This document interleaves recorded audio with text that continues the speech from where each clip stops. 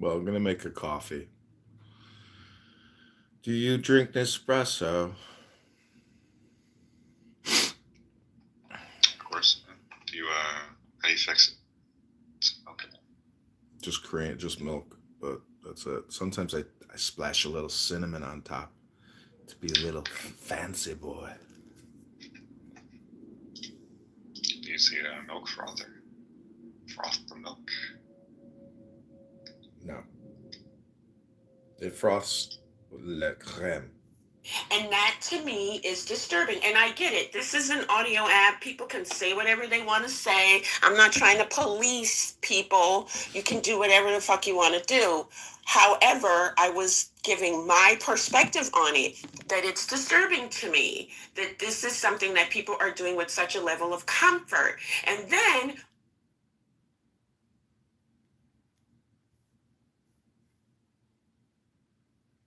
is the question, the response is, well, it's been like this. Well, how did it get like that? How did it get that way? It got that way by people buying into this notion of alternative facts, parroting things they hear on the things they hear on TV, or they read on some blog, or they read in some tweet or post on the internet, without taking the time to logically process the information, to source the information. That's it. And I get it. People aren't into that.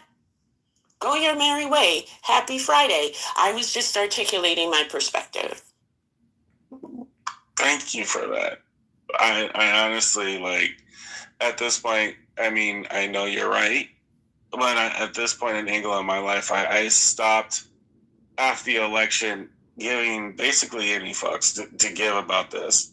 All I know is that this guy's a piece of shit. Most likely, this was personal because the guy did engrave the bullet. That was an actual thing. And we're talking about what, a guy that made 286 times the average commonwealth of the average American on basically denying people, you know, their fundamental right for healthcare. Because apparently in America, healthcare is a choice. You know, like how you choose to go to, like, I don't know, Starbucks or McDonald's. And the other point is, I really just don't care about this guy. And I applaud. Doesn't care about a guy that got murdered. Because we didn't just get one, we got two. Because if, let's go ahead and remember, which is a fact, Blue Cross decided that they wanted to remove anesthesia. They didn't want to give people full anesthesia, and they wanted to cap it. Then someone plugged the back of their head of their CEO, and then they rolled that shit back. These companies have too much free reign. And you know what? I think it's time that we do eat the rich. Has anyone talked about the insider trading case that he was actually facing? Well, that's what I'm saying. I think a lot of this may not be what it seems. The engraving could be a distraction. This is a mafia-style hit. You have to think about it. This guy left the hotel room at 6:30 in the morning.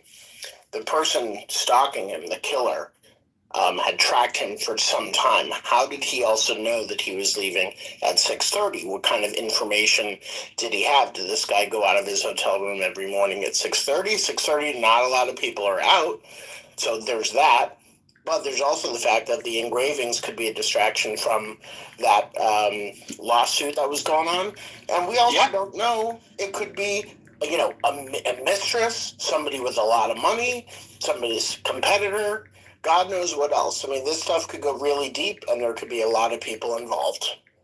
Yeah, I mean, I don't think it's a pissed off patient, but I mean, if you look into the case, that's a lot more interesting than the actual assassination. I mean, it's by the Hollywood Firefighters Pension Fund. The claim is that, I mean, he was aware of the lawsuit prior to the actual date, and he sold 31% of his stock, which made him about $15 million. So, I mean, I'm sure there's a lot of other people who are aware of it as well. And so, I mean, I think looking outside is one aspect, but it could be inside also. Well, the thing is, when you control this amount of healthcare for that amount of people, you know, you don't know, like we don't know people in Clubhouse. It's just a small petri dish on the bigger whole of our society. What question is that? That man has rolled over the lives of over 286 million Americans or something like that. I forgot what the number is. You don't know who he denied. Like, we probably have a big John Q situation, and the fact is like, maybe healthcare shouldn't be capitalism. Maybe healthcare should be like, something that's provided. But every time we have to have the conversation, I don't want to pay for everybody's healthcare. I mean, we're literally the only country, like, we're one of the only rare countries where, if heaven forbid you get into an accident and then you have to take an ambulance, that's just going to cost you between $5,000 to $6,000 or even more, depending on the distance and range. And by the way, if they have to save your life, it's insane. It's absolutely insane. Medical debt is literally one of the most number one reasons why people file for bankruptcy. Make it make sense, Scotty. Make it make sense. Well, we have Trump, and the healthcare conversation's not going anywhere for a very long time. Sorry, what I meant to say is I don't know that there's going to be any movement on the question on how to pay for healthcare in a long time. We have what we have, and maybe people just like talking about the healthcare issue. Yeah, I doubt this assassin, canvassed for Kamala. I'm just going to say that. I'm going to put my money there. I mean, I have no idea, I don't know, Scott. I'm not into conspiracy theories. I hate them. And the speculation, I'm with Dr. AG. It's annoying as hell. I mean, the way you did it's fine, Scotty, because you make very clear that you're not sure. And you just explain some possible ways to read it. But when people start talking about the shit like they really know what happened, I just tune out because I think it's silly. But, people love theater on Clubhouse. They really do. It's fun for some people, so I also get that too. But I don't like the theater. It's annoying, but that's what we do here sometimes.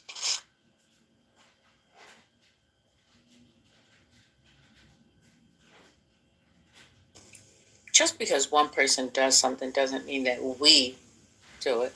But this is a theater room. well, absolutely. We First lady.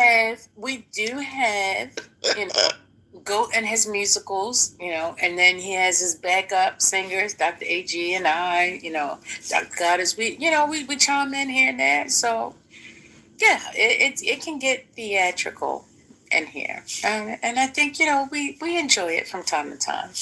We still haven't heard you sing a note yet. You said you were waking it up. So, well, I never said I was going to leave me alone. I never said I was going to sing. You didn't tell Goat that. You said, when? I'm just waking up. No, I never said, I'm going to sing. He said, sing the song for me. And I said, I can't. I just woke up. And I really just did. Okay, but see, when you ended it with "I just woke up," that implies that after you wake up, you get it together, so then you can do it. You could have just said no. No, that's you making assumptions, my dear. Exactly, it is. Okay. I ain't gonna lie, that's definitely an assumption. Mm-hmm. But happy Friday, Hurricane. Same to you.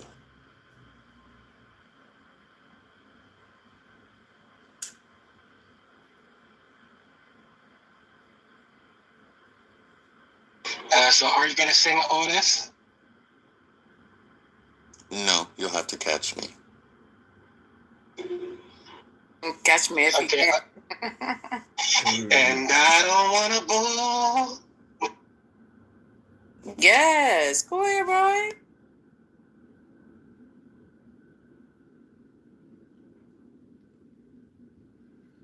Hurricane, no, he won't come off that. No, they don't know, Stevie.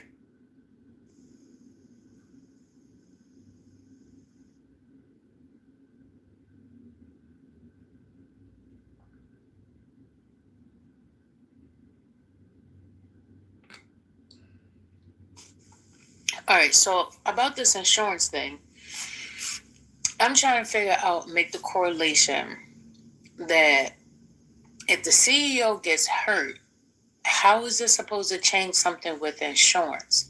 The insurance problem was at an individual sector, private sector. It wasn't at the government. However, United Healthcare does cover Medicare and Medicaid as well. But was that the portion that was being denied claims, or was it on the individual side only? Right. That would be a couple questions that I wanted to know. And then I'm still just trying to figure out why would the government get involved if they haven't before? No answer. What the fuck did you Well, ask? you gotta protect your CEOs apparently, because that's a thing. You can't just, heaven forbid they just kill a random person on the street. But these CEOs, they're apparently people of means, and we need to protect them at all costs. So that's. Well, who said that? So I'll say this. I'm actually much more familiar with the PNC side, but I was actually talking to one of my professional on the health insurance side yesterday. And she's basically saying a few things that I think are a misconception about healthcare insurance. So it's highly regulated actually by the government. So the idea that, they just drop patients willy-nilly or deny coverage is actually not true according to her stats. In fact, there's a particular percentage, because it's a lot of people are not familiar as well. It's also heavily. Suppose you are God. Come back to that. Suppose you have all time, all eternity, and all power at your disposal. What would you do? Go to the beach! I believe you'd say to yourself after a while, man, get lost. It's like asking another question, which is, supposing you were given the power to dream any dream you wanted to dream every night. Naturally, you could dream any span of time. You could dream 75 years of time in one night, 100 years of time in one night, 1,000 years of time in one night. And it could be anything you wanted. You make up your mind before you went to sleep, tonight I'm going to dream of so-and-so. Well, naturally, you would start out by fulfilling all your wishes. You would have all the pleasures you could imagine, the most marvelous meals, the most entrancing love affairs, the most romantic journeys. You could listen to music such as no mortal has heard and see landscapes beyond our wildest dreams. And for several nights, maybe for a whole month of nights, you would go on that way, having a wonderful time. But then after a while, you'd begin to think, well, I've seen quite a bit. Let's spice it up. Let's have a little adventure. And therefore, you would dream of yourself being threatened by all sorts of dangers. You would rescue princesses from dragons. You would perhaps engage in notable battles. You would be a hero. And then, as time went on, you would dare yourself to do more and more outrageous things. And at some point in the game, you would say, tonight, I am going to dream in such a way that I don't know that I'm dreaming. So that you would take the experience of the dream for complete reality. And what a shock when you woke up. And you really scare yourself.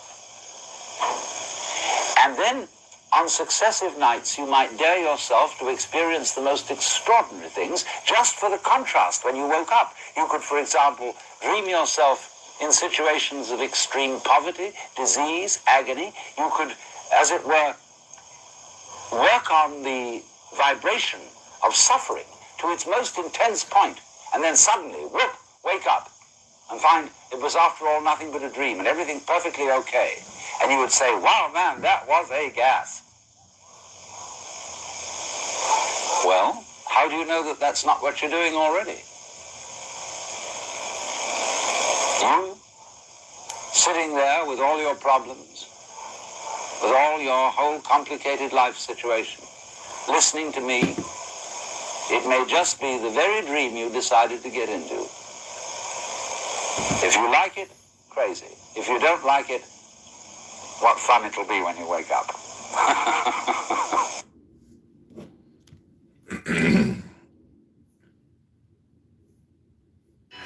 being tied to your business? Take action now. If you are constantly pulled back into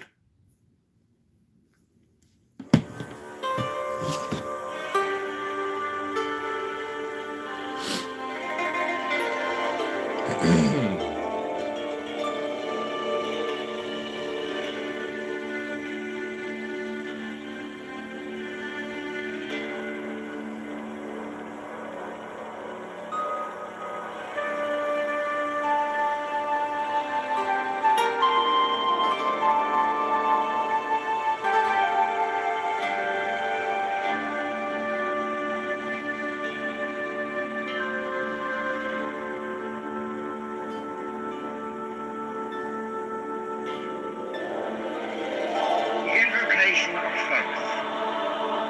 Procul, O procul esti profani, on lasti, on peda. In the name of the mighty and terrible one, I proclaim that I have banished the shells unto their habitations. I invoke Tahuti, the Lord of wisdom and of utterance, the God that cometh forth from the veil. O thou majesty of the Godhead, wisdom crowned Tahuti, Lord of the gates of the universe, thee I invoke. O thou of the ibis head, thee I invoke. Thou who wieldest the wand of double power, thee I invoke. Thou who bearest in thy left hand the rose and cross of light and life, thee I invoke. Thou whose head is as an emerald, and thy nemes as the night sky blue, thee I invoke. Thou whose skin is of flaming orange as though it burned in a furnace, thee I invoke. Behold, I am yesterday, today, and the brother of tomorrow. I am born again and again. Mine is the unseen force whereof the gods are sprung, which is as life unto the dwellers in the watchtowers of the universe. I am the charioteer of the east, lord of the past and of the future. I see by mine own inward light, Lord of resurrection, who cometh forth from the dust, and my birth is from the house of death. O ye two divine hawks upon your pinnacles, who keep watch over the universe, ye who company the bier to the house of rest, who pilot the ship of wrong, ever advancing onwards the heights of heaven, Lord of the shrine which standeth in the center of the earth. Behold, he is in me, and I in him. Mine is the radiance, wherein the tar floateth over the firmament. I travel upon high. I tread upon the firmament of news. I raise up flashing flame for the lightning of mine eye, ever rushing on in the splendor of the daily glorified Ra, giving my life to the dwellers of earth. If I say, come up upon the mountain, the celestial waters shall flow at my word. For I am Ra incarnate, Tesla, created in the flesh. I am the eidolon of my father Tanu, Lord of the city of the sun. The God who commands is in my mouth. The God of wisdom is in my heart. My tongue is the sanctuary of truth, and a God sitteth upon my lips. My word is accomplished every day, and the desire of my heart realizes itself as that of Kitover when he created his work. I am eternal, therefore all things are as my designs, therefore do all things obey my word. Therefore do thou come forth unto me from thine abode in the silence, unutterable wisdom, all light, all power. So, Hermes, Mercury, Odin, by whatever name I call thee, thou art still nameless to eternity. Come thou forth, I say, and aid and guard me in this work of ours. Thou, star of the east, that didst conduct the Magi, thou art the same all present in heaven and in hell. Thou that vibratest between the light and the darkness, rising, descending, changing ever yet ever the same. The sun is thy father, thy mother the moon. The wind hath formed thee in its bosom, and earth hath ever nourished the changeless guardian of thy youth. Come thou forth, I say, come thou forth, and make all spirits subject unto thee, so that every spirit of the whirlwind and of the ether, upon the earth and under the earth, on dry land and in the water, of lording air and of oppression fire, and every spell and scourge of God the last one may be obedient unto thee.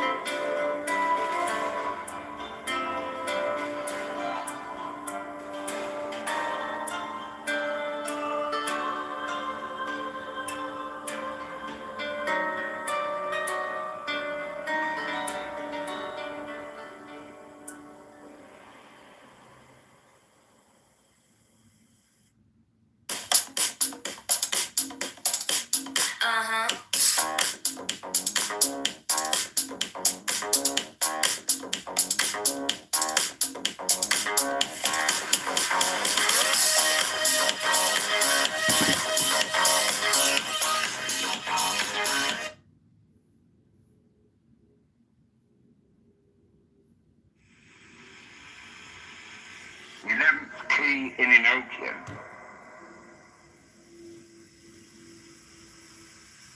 Otzi Ayalam, although Oda Zod, Dio Omar, Okorakso, Da Azodi, Da Raashi Oda, Yabzodir Kam Liax, Oda Bahal, Neiso, Domanu Telokar, Kasar, Manu, Orelko Oda, Day,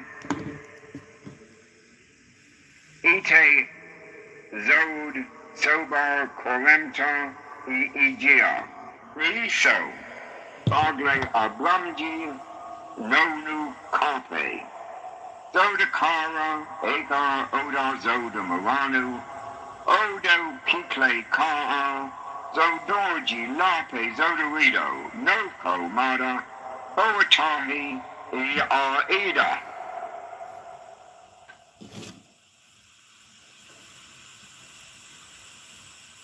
The 11th key in English.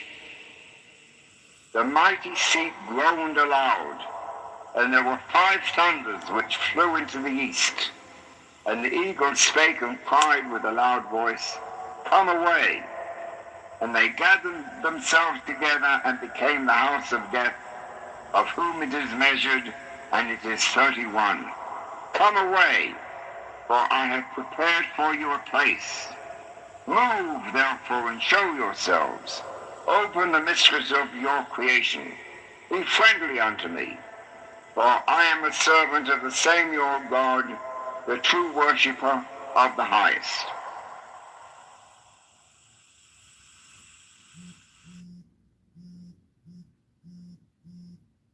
We have over 1,500 reviews on Google. This is the second time with the Illinois Hammer Law Firm. I really love this firm because you really talk directly to them, and they help you every step of the way, and they're looking out for your interests. That's what makes us so proud, is to get these reviews, read them, and share them with each other for changing people's lives or making a difference.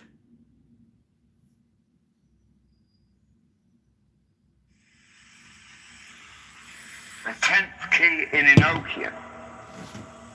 Ko roxa, kahisa korempe, oda blonus lucala, azodi azod ora, pa eba sobola ilo nonu, kahisa ope vilquo, e ofanu, oda ratira, ma ansi bagle ka asji. Da es I ala ponu dosiji oda basjili. Oda o XX da zodi sa, ti artrisa oda solbrax, ti inu si ra babo anu. Una la kahisa konusa, da es da ox ko kazji, OLOR Neo Yorbe Vohima the Zodiacs. Ode E Orsa Kohasji Pelosi Movi Da SPJEP La Raji OM Daronu Martorbe Kokasji Emna El Patra Laksa Yorki Matbai No miji mononus olora jinai angilada. Ohio, ohio, ohio, ohio, ohio, ohio. No ebo, ohio. Ka osgolu, bagle madrida e. Zodira oda kahiso daripa. Niso, ka ape ipa nidali. The 10th key in English.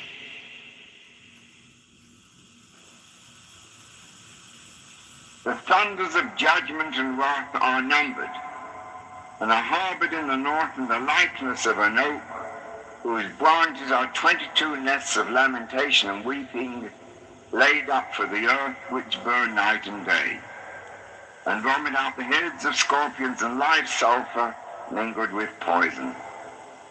These be the thunders that 5, 6, 7, 8 times, in the 24th part of a moment, roar within 100 mighty earthquakes, and 1,000 times the many surges, which rest not, neither know any echoing time. Herein, one rock bringeth forth 1,000, even as the heart of man doth his thoughts.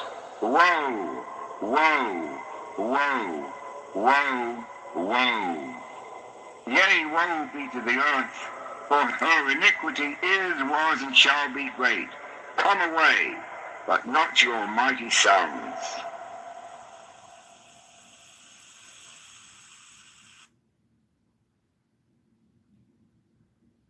Most people believe achieving financial success is all about positive thinking and visualization. But what if there's a scientific approach to enhancing your mindset? Millions of people may practice meditation and prayer, but few achieve their full potential. The key difference may lie in specific brainwave frequencies.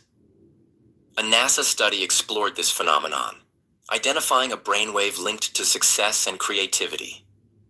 Dr. James Rivers, an MIT-trained neuroscientist, developed a simple daily ritual to potentially activate this brainwave and help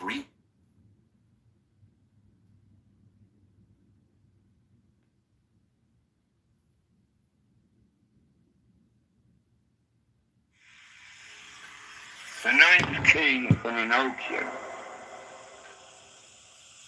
Mika ozod ramsadi pigila na peta.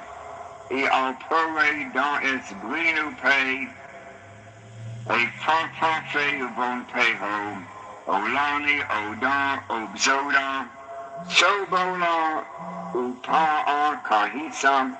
Tartanu oda nanu.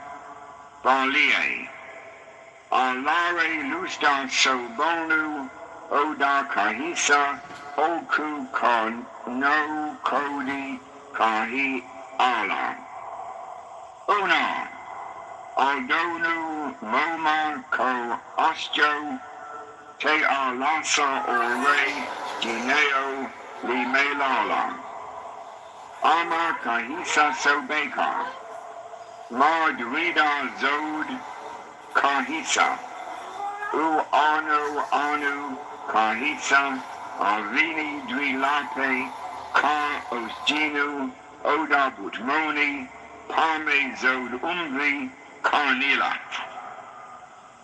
Dazod Isa Adhem Zoda Kahil Da'o Oda Milka Ozod Ola Kahisa Tudi Ai Kolala Varki Ninu So Bame Okime Bagle Iada Bortaha Kahilanu Pare Niiso Oda Ipe A Fafafe Bagle Arco Caspe Icorse Tea Unige Liora.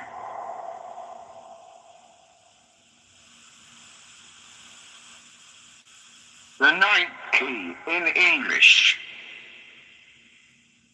A mighty god of fire with two-edged swords flaming, which have 8 vials of wrath for 2 times and a half, whose wings are of wormwood and of the marrow of salt, have set their feet in the west and are measured with their 9996 ministers. These gather up the moss of the earth as the rich man doth his treasures. Cursed are they, whose iniquities they are. In their eyes are millstones greater than the earth, and from their mouths run seas of blood. Their heads are covered with diamonds, and upon their hands are marble sleeves. Happy is he on whom they frown not. For why? The God of righteousness rejoiceth in them. Come away, and not your vials, for the time is such as requireth comfort.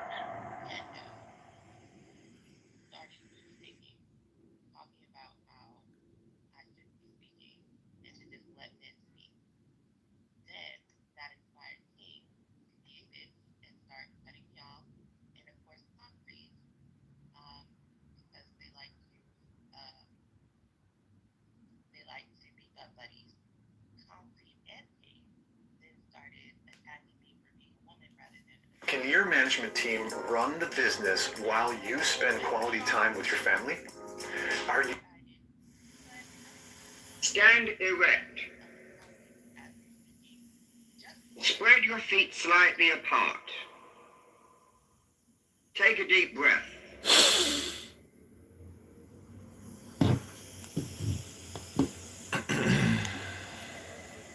Stretch and twist your body.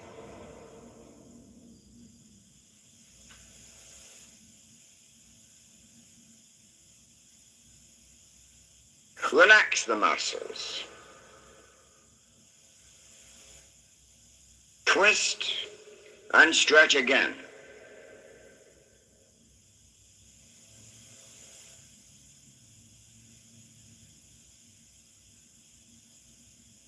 Relax.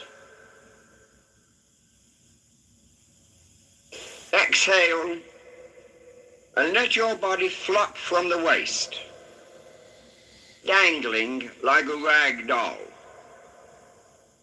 Inhale and bring your body back into the upright position.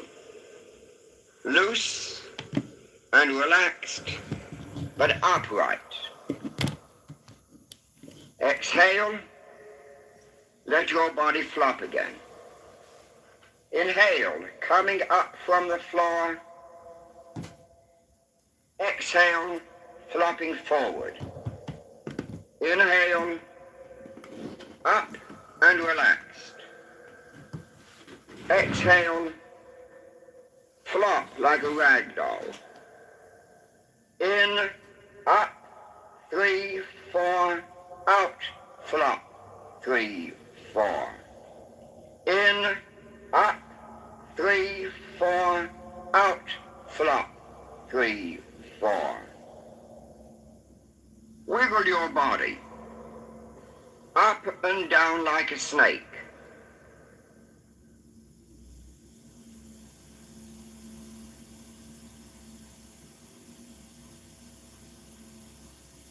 Turn it loose as if it were boneless.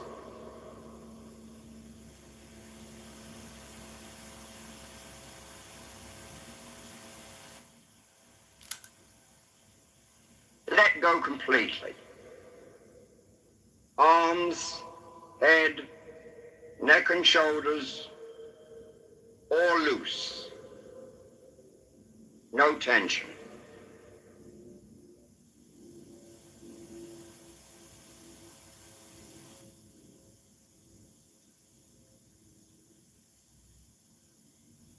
Let us dedicate this work to an awareness of the ever-living God by using an ancient prayer. Who should not praise thee, O Lord of the universe, unto whom there is none like, whose dwelling is in heaven and in every virtuous and God-fearing heart. O God, thou vast one, thou art in all things. O nature, thou self from nothing, for what else can I call thee? In myself I am nothing. In thee I am self, and exist in thy selfhood from eternity. Live thou in me, and bring me unto that self which is in thee.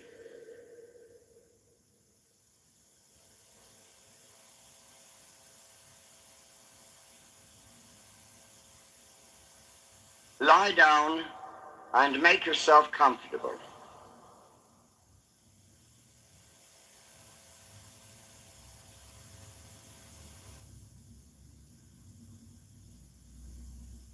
You are now ready to become more aware of your body.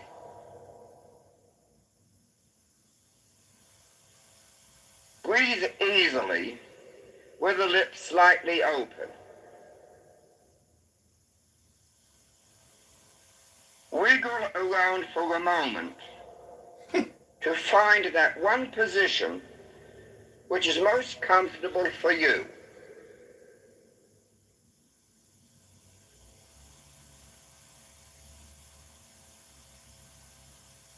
Now stay in it.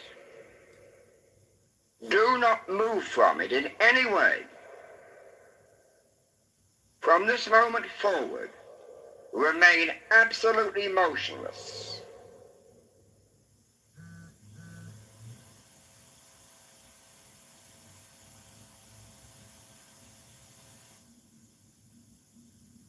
Make no voluntary muscular movement, not even a wiggle of the toe or the bending of a finger. Motionless.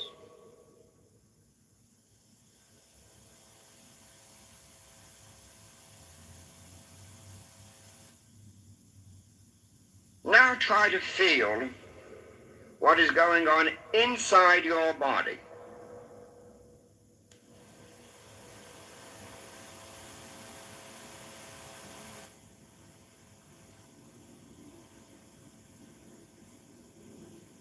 Let your mind roam freely from head to toe and back again. Slowly, deliberately, methodically.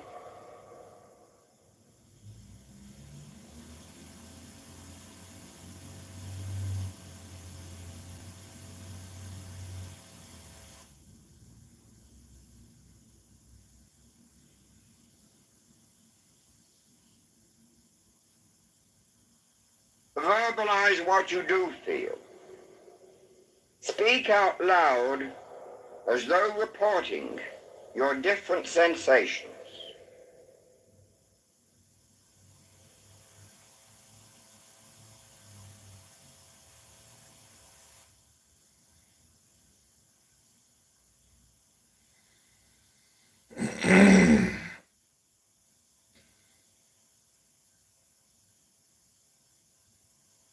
You are attempting to do one thing and one thing only: to heighten your awareness of sensations inside your own body.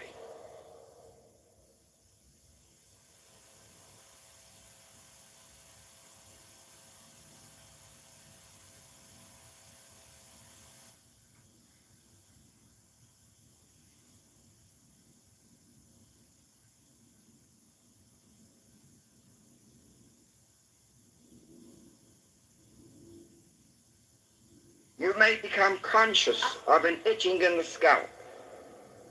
Leave it alone.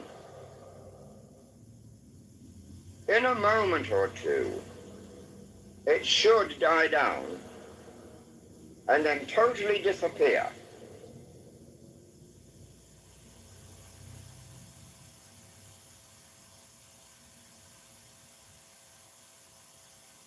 Your attention may soon be distracted by a muscular itch or a tingling somewhere else in the body.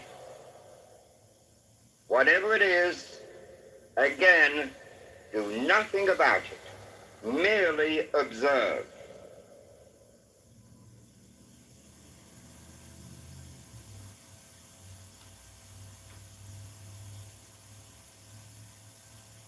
Sensations in the different parts of the body will come and go without apparent rhyme or reason. Watch them.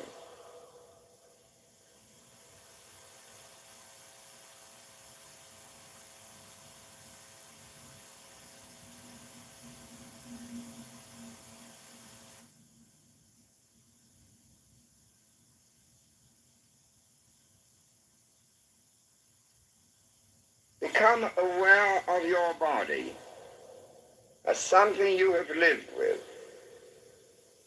And perhaps now, for the first time, you watch it let go and become soft and relaxed.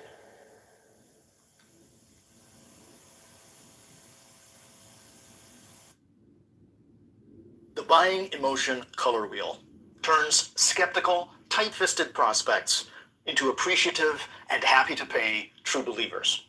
You see, most coaches, consultants, advisors, and the like make two major income-killing mistakes when it comes to getting and working with clients. Number one, they spend way too much time chasing clients. Either they're cold emailing or cold calling or leg humping prospects on LinkedIn or DMing and commenting and posting all over social media creation. Or they're driving themselves crazy doing launches and webinars and summits and challenges and all kinds of exhausting mass marketing stuff in the hopes of selling some cheap introductory offer and then ascending those buyers. Second mistake, when they do manage to haul in a few clients, they're spending an incredible amount of time serving those clients. It's better if you could just take their money and never talk to them again. That's what I'm thinking. That's the best business. You teach somebody how to sucker people in. Teach us your secret teaching, master. Yep, yeah, yahoo! There is a sucker born every minute.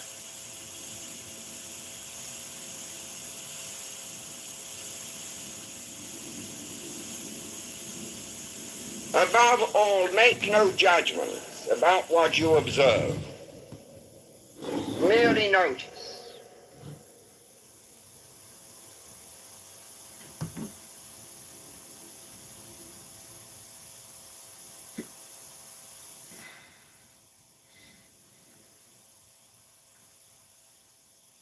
Don't criticize or reject any of these sensations. They may be comfortable or uncomfortable, pleasurable or otherwise, but they are your own.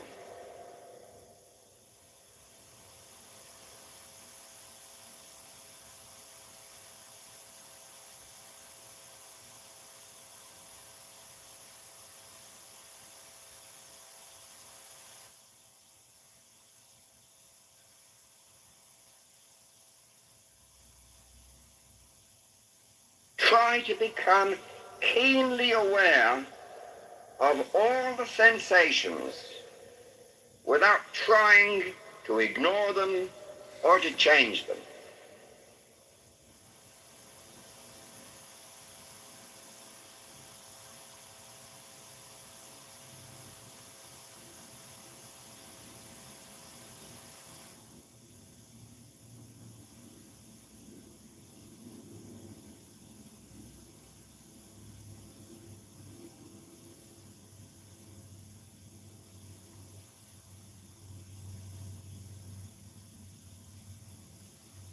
Be aware of everything that is going on inside.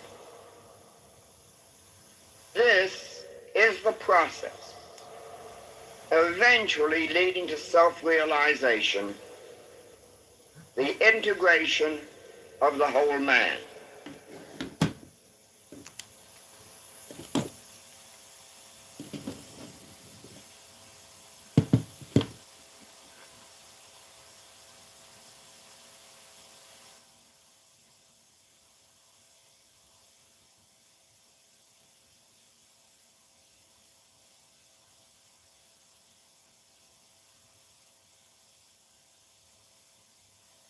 The ranks of the Politburo, and how he, like the type of alliance created, and the type of, like, backstabbing that was going on. It's absolutely fascinating. Like he was a creature of that, the Marxist revolution, and the product of it, and one of the most macabre human beings you can possibly come across. I have to tell you, I did a fair amount of journalistic work on the assassination of Leon Trotsky, and in preparation of a book I think I'm still going to write. But the process of assassinating Leon Trotsky in Mexico City in 1940, it's an amazing story. I think it's worthy of a, and I believe it's worthy of a film, because of the international cabal that Stalin used to get to him, and to get this kid, this guy, this young, I call him a bon vivant, sort of a ne'er-do-well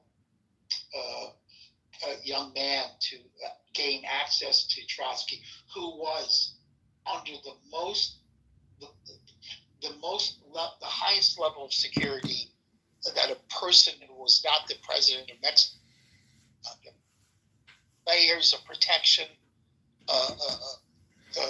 because everybody knew that Stalin was trying to assassinate him, and they let the one guy in who Trotsky knew was the son of a spy that Stalin had in prison and was using was black, who kid, 27-year-old man, basically holding his mother hostage unless he could drop it. And it's an amazing story. It's a total sidebar from our conversation, but very. No, I mean, I think that's pretty amazing, and I would love to. This is actually, you see, like Hollywood, now that it ran out of good stories to tell, I think that would be something that they should really look into. As long as they don't make him into some sort of hero, Trotsky, I'm okay with that. Because I think he was a despicable human being. And that, I think you have to recognize that the distinction between a Stalinist and a Trotskyist is significant in the Marxist mind. And that distinction humanizes Trotsky, because Stalin was such a terrible example of the communist mind. And the romantic, the Trotsky, you were able to romanticize Marxism under Trotsky, whereas under Stalin there was no romance at all. You know, even Che Guevara said, you know, who was it? You know, the romantics romantic was drawn versus Stalin, and Che was as violent as Trotsky, you know, psychotically. Trotsky could be psychotically violent, but was not always, you know, that way. He was a dual personality. But everybody in Hollywood just loved him. I mean, he was. You know what, that's where the whole Red Scare came from. Dominic, when people say Marxist revolution or communist revolution, what is the difference between a communist and Marxist revolution versus, let's say, like a capitalist libertarian revolution? I mean, is just one is violent and one is not violent, or is there, you know, I just get the feeling revolution is revolution, regardless of whatever political economic theory you have to back up your murderous ideas. It's a time thing, instant satisfaction. The idea that if you look at the Russian Revolution,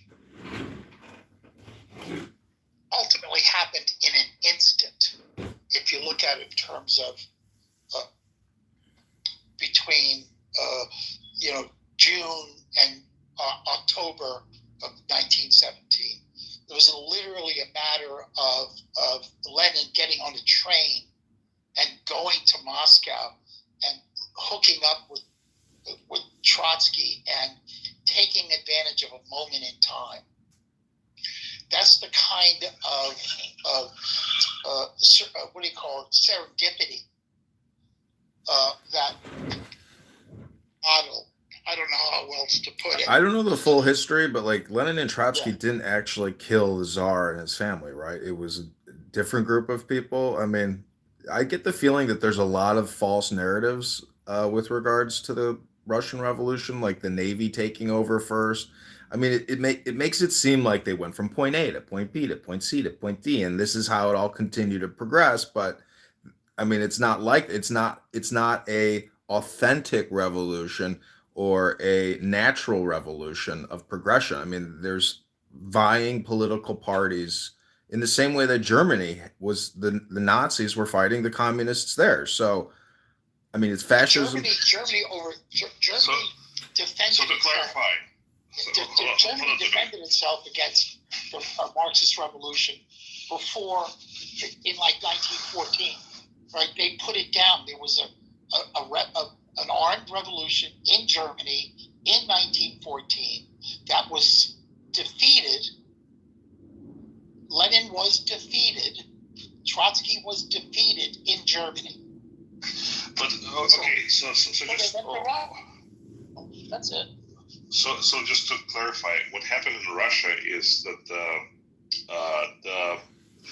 what you would call like a progressive socialists or a democratic socialists, they were the first ones, because there were two revolutions basically back to back in Russia. So they, you know, overthrew the Tsar. They basically had him sign an agreement that he was not a political entity any longer, that they would take over the country, and they formed the parliament. You know, there was election going on, but Bolsheviks were actually in minority in that parliament, and they were not okay with it because they could not implement their project. So Lenin came after that revolution actually happened, and he it's a very funny story because nobody was celebrating his coming. Like, it was sort of like a complete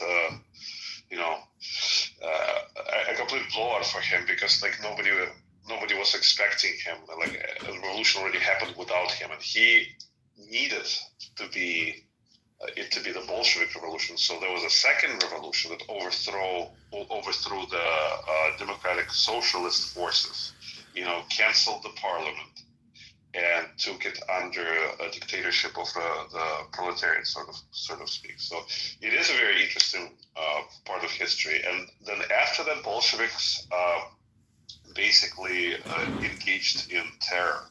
I mean, they killed everybody who was against them. They killed everybody who would even think to rising against them. They pushed. There was, like a conflict between the Reds and the Greens, the Reds and the Whites. Then they subjugated all the republics, and it was very, very bloody. Was it financed? Like, if you had the Reds versus the Greens and the Whites, the red, green, and white parties, you ever see Dr. Zhivago? I read it. Yeah, it's an incredible movie. I'm just saying that it seems very confusing, but were there international European powers essentially doing regime change even back then and financing the white party, the red party? Like, what was the international involvement? Because clearly the major governments of the world must have had operatives there funding and coordinating. I mean, absolutely. I mean, there was an engagement from other countries, but it was not like there is even a trace that Lenin himself was sponsored by Germans. That he took a lot of funding from the Swedish bank, I believe, which was kind of a piggy bank of Weimar Republic, to destabilize Russia from within. They never thought that he would be that successful in terms of taking over the government and taking over the country. And like once the civil war broke out in Russia, it was sort of isolated because both England and France, I think, had their troops, and they just withdrew. Like they just left and allowed Russia to do its own thing. The funny thing is, in Dr. Zhivago, they're a wealthy family of doctors, and next thing you know, a new family moves into their house, and they say, "Comrade, we are your new housemates. Welcome to the glorious revolution." And they're just like, "Oh, great! So glad you could move in. And by the way, you can have the kid." Like they're just like they're the nicest people, and they're just like, "Great, this is the new society." And so recently here in Chicago, I had a similar experience where I own an apartment building, a 2-flat, and my tenants below me got sued because I got sued. And the judge told my tenants that you don't have to pay your landlord anymore. You can pay the law firm, and he can't evict you. So I was under the threat of having a communist parasite and a communist government dictating who my tenants pay rent to and that they don't have to leave. And I was like, fuck, I'm Dr. Zhivago. That's great. Did you remember the part in Dr. Zhivago when the one Russian guy who works for the communists, he gets a cut on his face, says, "Do you have any iodine?" And just pours it, and that's my favorite part of the movie.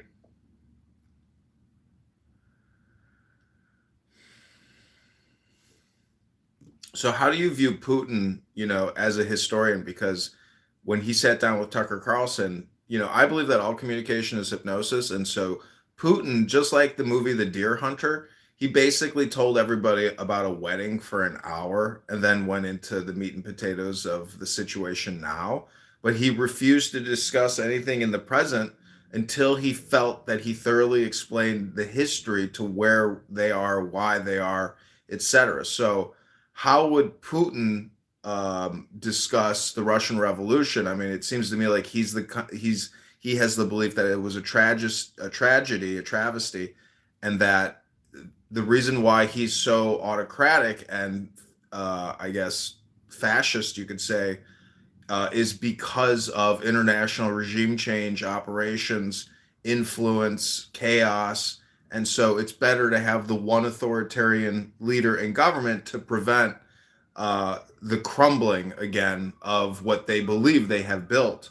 I guess, economically. So, I mean, can you fault a nationalistic figure for not wanting chaos in his country and having a heavy hand?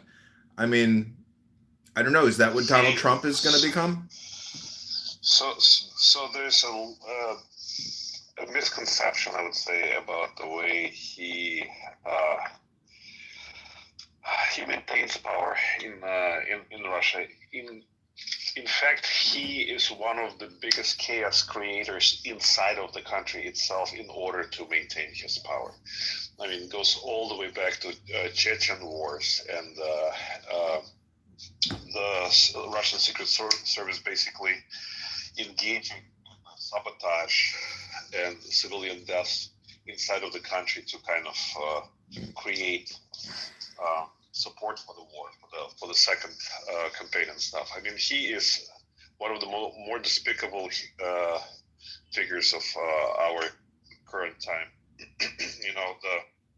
On par with the North Korean dictatorship and the Maoist China. I mean, he's basically has the whole country at his fingertips, and he is playing with people's lives in the most Yeah, but he could get assassinated. If that's so true, then he could get assassinated by some patriot close to him. So the point is, if he's a mafioso, Adrian, that was possible maybe in the early 2000s, not anymore. He wiped out any sort of opposition that was capable of doing something like that. Like wiped them out and hunted them down outside of Russia as well. Like what is it called? I forget. well, my point is that the U.S. government wastes a tremendous amount of money countering Vladimir Putin, as opposed to trying to do some type of reconciliation. But the problem is, we're the biggest defense manufacturer. He's the biggest defense manufacturer. And those two businesses, just like abortion, are not going away anytime soon because there's so much money involved in it. And, if you read that book, about how war is a racket, I mean, America, in my opinion, is going to have to either get really innovative in terms of how we educate the population, because education has clearly become the biggest scam ever. I mean, high school kids would be better off coming to Clubhouse and doing their studies on this app, as opposed to going into some classroom with an African American man dressed up as a woman with purple hair, which actually exists here in Chicago, where men are able to dress up as women and go teach a class. Adrian, do you have her phone number or no? It's a good question about what pronoun he or she prefers. I don't know. It could be they, it could be mer. There's a lot of different pronouns. Have you ever used Instagram and chose your pronouns on Instagram? There's hundreds of pronouns you can choose. See, that's where I get confused. I thought the question was about the phone number, but nowadays it becomes a question of the pronoun. It's like, I'm so again. I hate that shit. I hate now on dating apps, people say their pronouns. You know what they also say?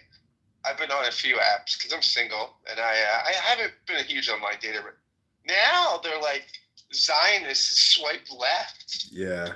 That's all the time. I'm like, Philly is so like that though. People have free Palestine and stuff in their profiles. I looked at this chick's Instagram yesterday, just randomly saw the profile. I thought that she looked cute, so I clicked the profile. She's got her name is Wild and Fun, and all her photos are extremely risque, but in the highlights section, she has a Palestinian flag, and then she has part 1, part 2, part 3, part 4, part 5. And for years now, she has been hoarding screenshots of pro-Palestinian content. But yet in her profile section, it's all slutty, Halloween photos. I'm wild, I'm crazy, I'm artistic, I like to have fun. But then in this one little section, it's that is her cause. That is her biggest gripe, I guess, with society, is the Israeli. You know what I say to those girls? I say, hey, can we role play? I'd like to be the IDF in your Gaza Strip. I'd like to invade your Gaza Strip. Ooh, could you imagine finding some hardcore, because the thing is, a communist, socialist, feminist, liberal, progressive still wants to orgasm with a heterosexual man. And so, that's where, sex can become very exciting between conservatives and liberals, because in the domain of sex, identity and racial identity politics or any type of politics is dissolved in the ecstatic ecstasy. So that's why sex is like a transcendental meditation, because you transcend identity and unite with, your lover and create a new symbiotic organism or something like that. So I don't know. Just my thoughts this morning.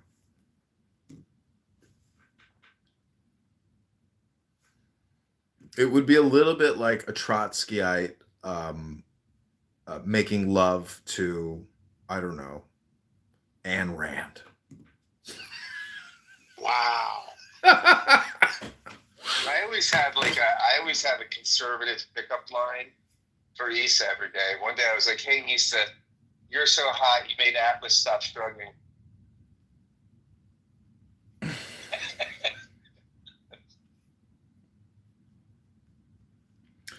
I did buy. One day I said, "Hey Issa, I'd fight off murderers or rapists to go south of your border."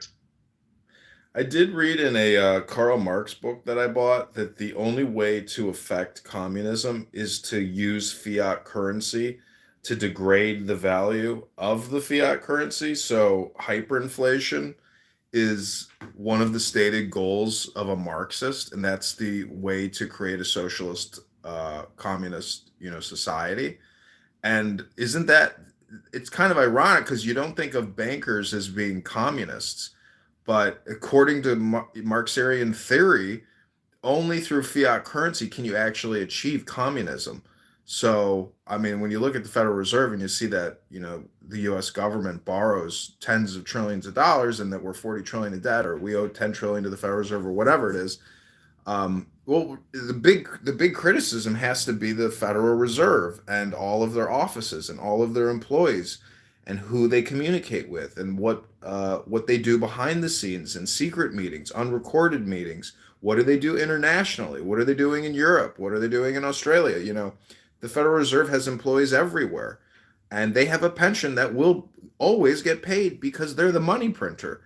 So in the US, if employees of the State Department, the CIA, the FBI, the Army, etc., have their pensions cut because the budget has to come down and they can't afford to continue to borrow money, the Federal Reserve employees are always guaranteed their pension.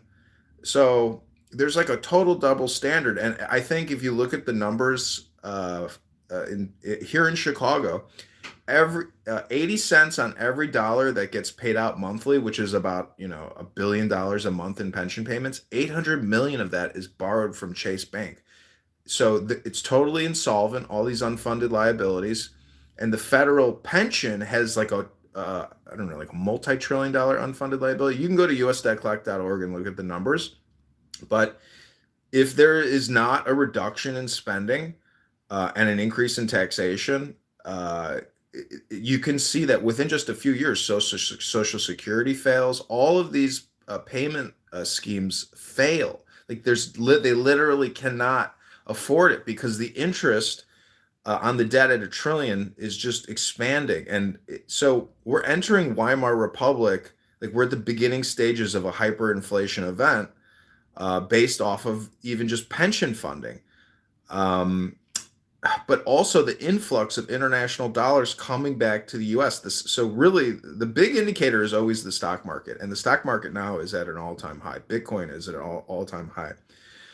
So that increases the money supply. And what I'm just saying is, based on this one Karl Marx book I read, the increase of the money supply, the distribution and the flow of all that funding, et cetera, is how communism, whatever that is, takes place. And I just get the feeling now that we are like, now that the Soviet Union has failed and collapsed, we have assumed the debt overall of the world, or somehow we've become the communists. Well, I recall there was a gentleman who I interviewed who wrote a book called The Theology of Liberation, Gutierrez and forget Well, his name. I've heard him speak. He's an incredible man. He just passed away just now, within the last 2 months, 3 months. He was a radical priest in the early 1960s who had some experience with Che Guevara. And one of the things we spoke about was this eschatology of communism and Catholicism. And one of the things that Che often spoke about was, the new man, and this idea of this socialist communist ideal of the new man that will emerge at the pinnacle of when socialism turns into communism, at that blissful moment in man's development, and becomes psychologically unself-centered and thinks only about his purpose as a member of the community. And Catholicism in Revelation, in which the same kind of thing happens through the second coming of Christ. And so this notion that there is a unity of philosophical thought, almost kind of Platonic idealism of existing in what Plato would call the real world. Bankers and other institutionalists operate with the same eschatological ambition. So I'm just wondering I would like to hear your experience with Father Gutierrez.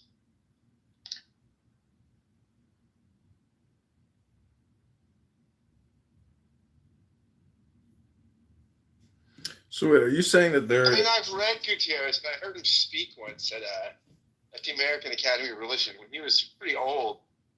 This is years ago. He's like 90. He was 94 when he died. Yeah, this is. Well, I mean, he was much younger than that, but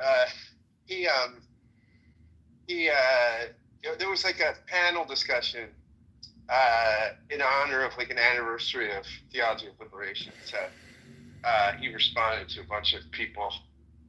That was good. It was interesting. He's on the theology, a professor at Notre Dame for a long time. But it's kind of interesting that he was the politics of Catholicism, and the idea of so-called the Marxist priest doing battle with the conservative papal government, with the Pope and whatnot. It's a hell of a story of internal inquisition, because what these radicals were doing during the revolutionary period in Central and South America was not cool with the Catholic Church. And it's very interesting that the most recent Pope, who is from Argentina, took Gutierrez back in and again,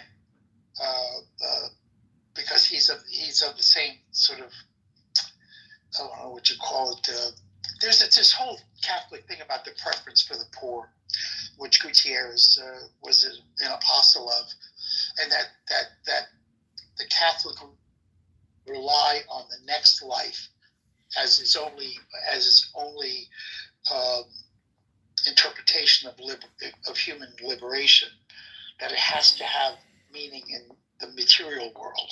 Yeah, I mean, this is true, right, always in the New Testament, right? I mean, the kingdom is already, it's already and not yet, right? And so, I think this is the dance in Christian eschatology, right? Like, over and on versus under-realized eschatology, right? Like, people that are over-realized, which tends to be your leftists, or sometimes your Calvinist, Dominionist, or people that are under-realized, right? That there's no responsibility for culture or for human welfare, and we just sort of wait for Christ to come back.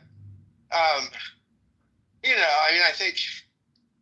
think though, like American mainline Protestantism, like the 20th century, tended to be, at least the first half, tended to be the theology of over-realized eschatology, right? The journal, the Christian Century, was, we don't talk about a triumphalistic, liberal Protestants don't talk about that stuff, right?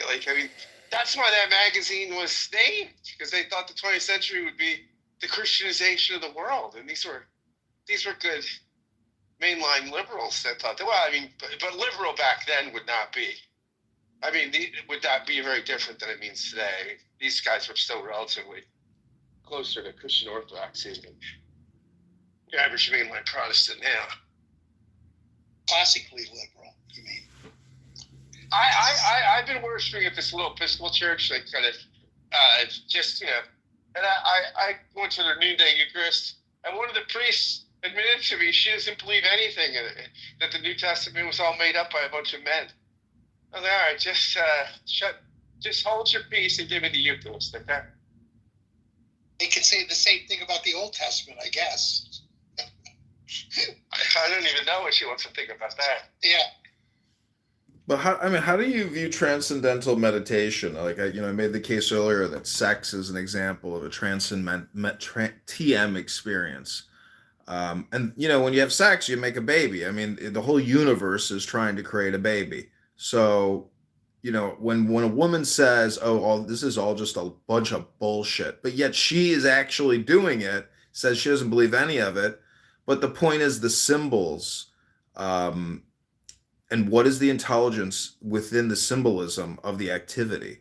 So, even if you're an agnostic or an atheist, from a linguistic perspective, you have to admit that the hieroglyphics or the logos or the logos that are in the story point to something transcendental, something behind the scenes, like the Wizard of Oz.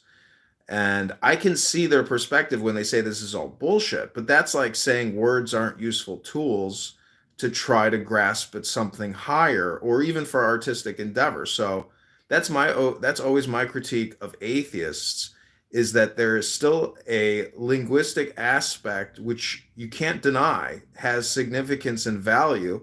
And if all you're going to do is moan and complain about how Jesus Christ is not God and that God does not exist, you're still denying what the symbols might mean in alternatively. So, well, this is like T.S. Eliot when he was in graduate school. There's this very famous grad seminar. Ezra Pound. There's all these impressive people in it. And, what they used to do, there was analytic philosophy, saw the rage back then, and they would debate whether the sentence, "the current king of France is bald," means anything, right? And it was sort of a way to debate whether language's meaning was in its referential capacity or in its internal capacity, right? And Eliot's response is very sort of crafty. He says, well, there is a present king of France, and by God, he's bald. And what he meant by that was by speaking this supposedly non-existent reality, you give it reality, right? Like now this thing is real because you're talking about it in philosophy seminars all across the country. So this absurdity takes on a reality just by the linguistic invocation of it. Right. So I think that's almost the origin of entertainment. That we use language to express absurdity in order to understand better absurdity. By the way, Scott, I listened to your podcast. I want to just congratulate you. The couple episodes I listened to were just terrific. Thank you. Thanks for which episode? Well, the first one had to do with the writer who wrote your first one just the other day. Is it? Hold on a second. I have it right here. Where the heck is it? Is it right here? 1 second. There's a picture of my grandmother. Hold on a second. Give and take.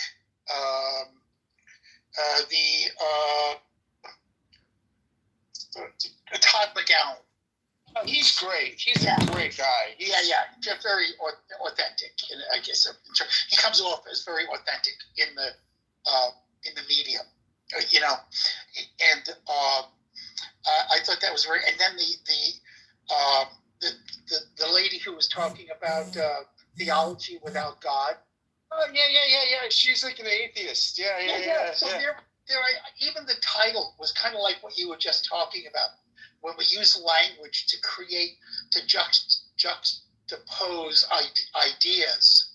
So the idea of theology without God, okay, kind of sounds absurd, stupid, but then you start dealing with it and you go, well, okay, you know, and these are the kinds of things. It's like the French King thing, you know, and the ball. I don't know what the school of philosophy is that tests language as.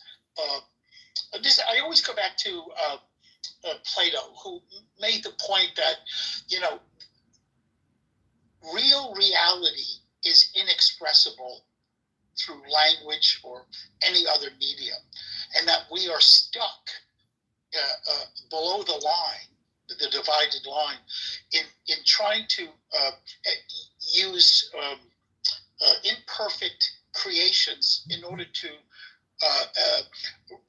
deal with the imperfect reality of the material world, you know, and ever since, you know, what is the Tower of Babel, you know, that kind of thing. But I don't want to lose my point being that I wanted to compliment you on your podcast. Oh, thanks. Yeah. I do another one with a pastor friend of mine called New Persuasive Words, and we just did one on Jordan Peterson. Which was interesting because I like Jordan Peterson's therapeutic stuff. I think when he talks about the Bible, he's not so helpful. And so we did this podcast on that. I'll put the link here. I'll pin the link. His new book. But thanks for listening. Wrestling with God or something. Yeah. Is that what you talk about in the podcast? Yeah. And I just think it's very interesting. What I find easier with Peterson is for someone that has become a kind of. I mean, I don't think he intended this, but he's become a kind of cultural icon in conservative circles among religious people. And what's interesting is he doesn't really understand Christianity or the Bible that well, right? But I do think his therapeutic stuff is interesting. Like, I think what he does with Jung is really interesting. I think the sort of fusing of Jung with some Nietzsche embrace of suffering and stuff. I think I would actually go to him for therapy, because I think he's therapeutically, he's like the way he puts together like kind of human existential stuff. I think he'd be really good, especially for a guy. I think he'd be a good therapist. But I just think when he's talking about the Bible, he kind of like takes that stuff and makes it into a kind of natural theology. Just kind of smooths over biblical narratives, but it's not his specialty. So I mean, it's not. I don't blame him for not getting it. It's more kind of like, wow, this is interesting that like so many people I know that are religious like recommend his stuff on the Bible, because I'm like, I just don't think it's that good. I haven't read a lot of Jordan Peterson. I heard Jordan Peterson. I heard Jordan Peterson call that famous Richard Dawkins the biological evolutionary person in London, and Richard Dawkins was like, "Jordan, you're so obsessed with symbols. You're so obsessed with symbols. Stop it, Jordan. Stop calling me and talking to me about symbols."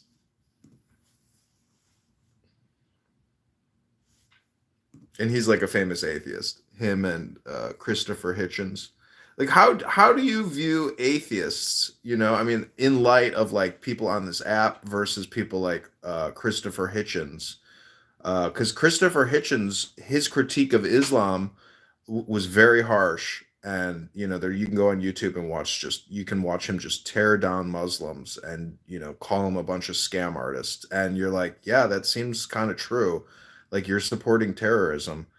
Um, but I mean, the point Yeah, is, it's illiberal. I mean, I mean, the thing is, no, I'm not saying they're not liberal democratic Muslims. Of course there are. I mean, like, but I mean, that's because they've accommodated. Just like Christianity has, you know, gone through a Reformation, gone through an Enlightenment period. But you know, like, I mean, you have nations there, entire nations that are free monarchy. I mean, they just don't understand pluralism or diversity or liberal values. And so I wouldn't be, if I were like Europe, for instance, I wouldn't be thrilled about letting a bunch of those people into my country. And now I sound like a real Islamophobe or something, right? But you can't say this around Democrats because he'll and here's Caleb, he's going to call me out on it. But yeah, you know, you got to, like, I mean, you have to have liberal values to function in the West. And that's, you know, it's an issue. Hey, Caleb. Oh, hey. have you ever heard of this document called Xin Xin Ming? I'll put it in the chat, but it's like an ancient Chinese document, and I've read it a bunch of times. It's a very powerful document. It's basically like Zen theory, I would call it. It's about the fallacy of having an opinion. But at the end, one of the statements is the more you think, the more you speak, the further from the truth you get. Another statement is there is no past, there is no future, there is no present. So it's like a transcendental document.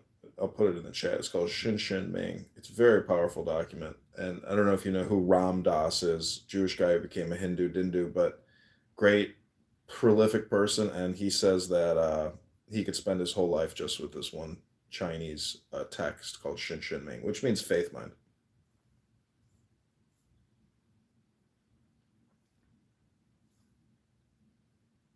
Caleb, what's going on?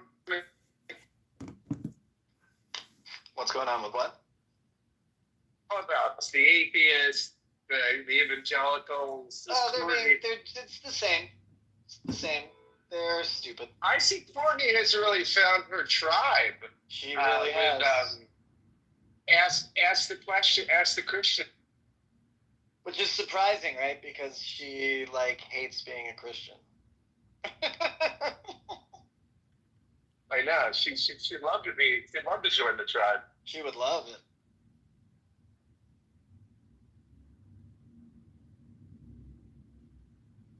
So what do you think summer's going to be like in Israel? Because I'm thinking, you know, I'm getting sued into oblivion over here. So I'm thinking about just abandoning ship, doing Aliyah, and coming back in 20 years when the lawyer and judge here in Chicago have passed on.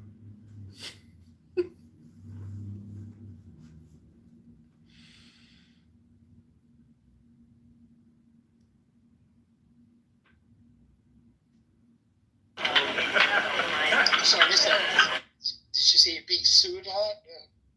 Yeah, I have a judgment for a foreclosure. I bought a house in '08. I put down 150,000 and it lost, you know, 300,000 in equity in just a couple months. So I got foreclosed on, and anyways, so now they're suing me, garnished my wages, took my rent from my tenants, and forcing me into bankruptcy or Chapter 13. So I'm just like, you know what? Maybe I should just let this house sit, continue to pay the mortgage, and go find a job, you know, in Jerusalem, or at least go study, you know, with Reb Lazer Brody and Reb Shalom Arush for a couple months in you know, Jerusalem.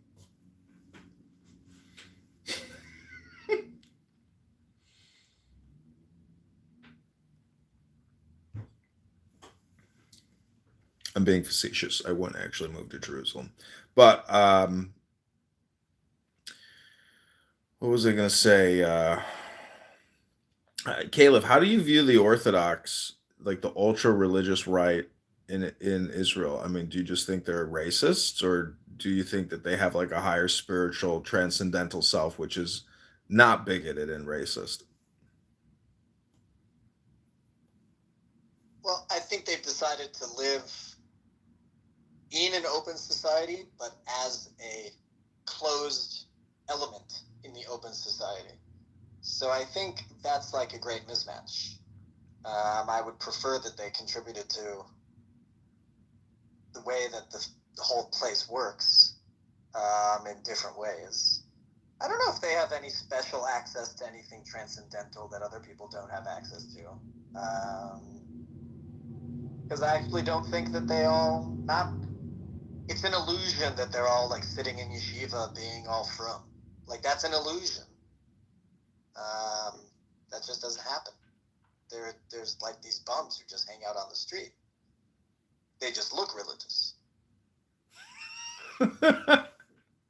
So what you're saying is there's no difference at all, that it's basically no matter what country you're in, it's an index or a bell-shaped curve, despite the fact that you may dress or appear to be, an ultra-religious person.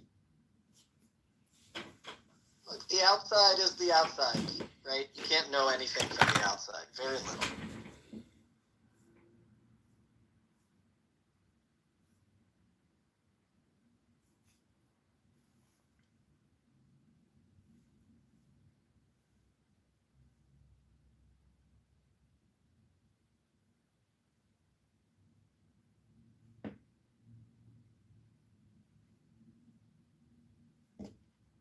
Well, I've been reading Tanya, this translation by Anyways, the point is that to me, that Tanya book is like a very powerful transcendental document on love and really anger management and I guess the concept of the universe being God and infinite, and you are an expansion or a component of that. So that is like grounds for being joyful, and that all life is joy. So despite whatever tragedy you're going through, you can still rationalize it by knowing that life is joy and love, as opposed to all the other communication we receive here on this app and other apps and just in the real world as well. I mean, there's a lot of angry people in the real world. You can just read the news and see all the crimes and thefts and murders and other, which is not based on love and joy. It's based on malice and anger and hate and rage and sadness and grief and despair. So as a therapeutic tool, this Tanya book has been helpful for me to have, some faith that things will work out and that life is joy. It's not, a tragedy or necessarily a comedy.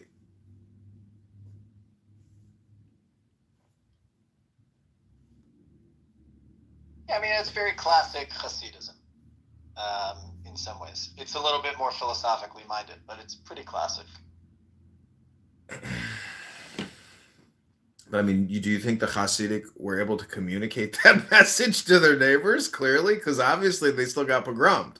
I mean, they can preach peace and love and joy, but the opposing forces who want to steal your farm and, maybe kill you or even take you as a slave, I mean, they're not interested in the book.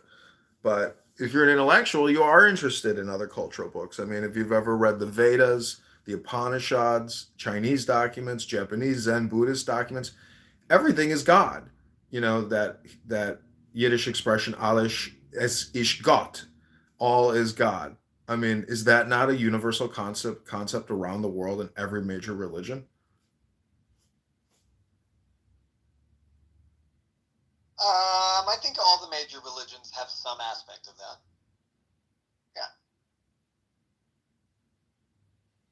I don't like that stuff. I like a nice creator-creature distinction. I know, but do I know Caleb from my Hegelian days? Do I really? No, you don't, Zavi. You're missing the synthesis, man. I know. That's right. You're probably right. Dude, I had this conversation. I'll send you the link. With this guy, Todd McGowan, who wrote a brilliant book called called Only a Joke Can Save Us, the theory of comedy. But it just came out with a book on alienation. It is so good. And he's like one of the smartest, savvy Hegelians that's actually practical that I know. Guy's so awesome. It's such a good comic.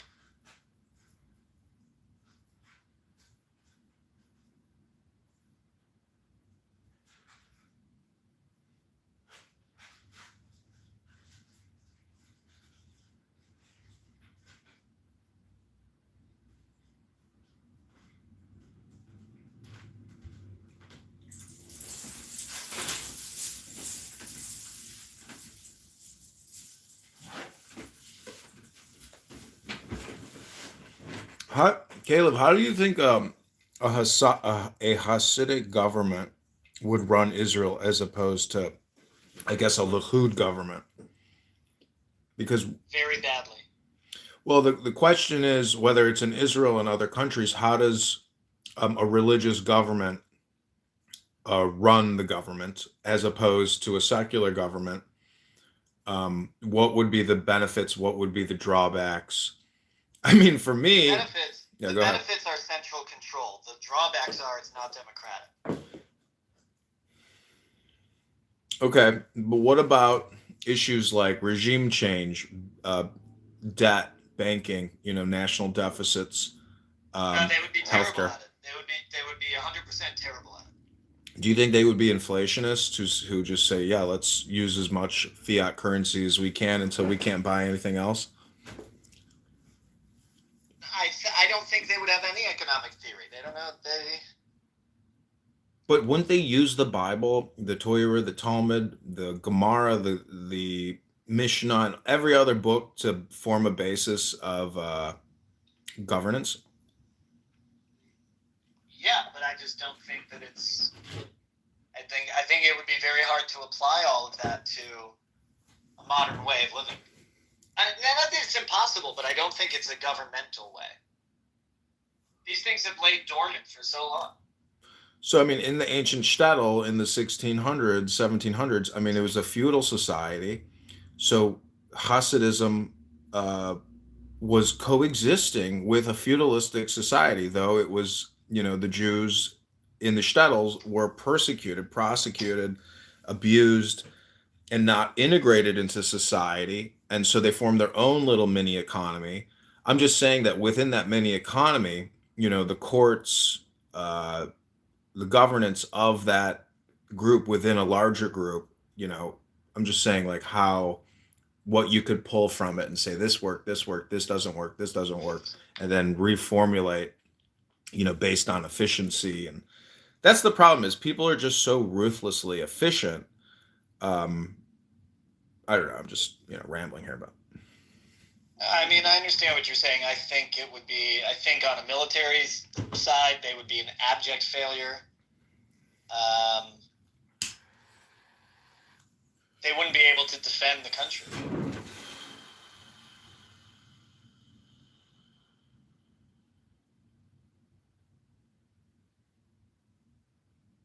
All right, well, I got to go learn Torah right now with the student. Learning a little Torah. Have a good one. We're learning. We're doing the Torah on Rashi with the Torah, the whole from the beginning. I support those that support Torah, Caleb. There you go. Good.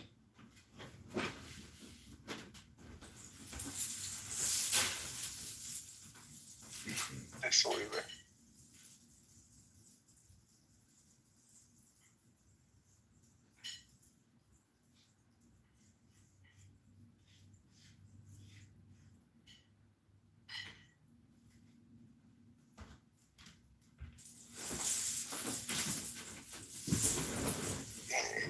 Okay, Scott, would you like to be my Torah scholar, my Torah Talmud Chacham? Because we have a minyan here where two or more are gathered together in the study of Hashem, Rebbeinu Shalom will appear.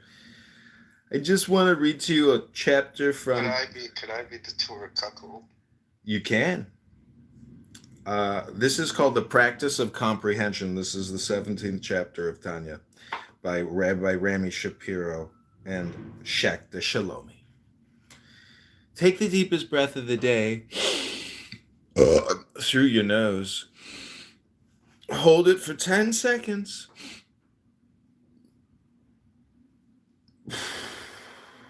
Loving God intellectually. You can understand the verse. For this thing is very near to you, in your mouth and in your heart, that you may do it. The it is tevunah, the rational love of God. For while ecstasy is not for everyone, reason is. You can contemplate God's infinity at any time, and when you do, you will generate at least this rational love that leads to godly action. This is true even for the wicked, whose deeds give no life, for rational love can shatter the iron wall that separates them from God. Why? Because even rational love leads to remorse, and remorse to a broken heart, and a broken heart to goodness, as it is written, the sacrifices to God are a broken spirit, a broken and contrite heart. Subnote: goodness surrounds Makif. The heart, like the sea, surrounds the hull of a ship. If the hull should crack, the sea rushes in.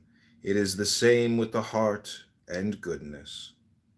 Again, we find the Alter Rebbe refusing to write off even the wicked. For everyone is a manifestation of God and can awaken to God. If this is so, then awakening is neither esoteric nor difficult to achieve. On the contrary, it is in your mouth and in your heart that you may do it. Deuteronomy 30.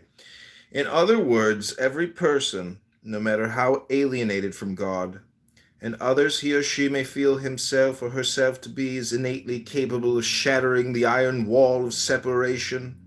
Kelipat noga. How?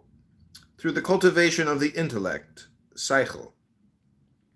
When you devote your mind to contemplating the infinite expanse of God, you begin to realize that you are a part of that with a capital T.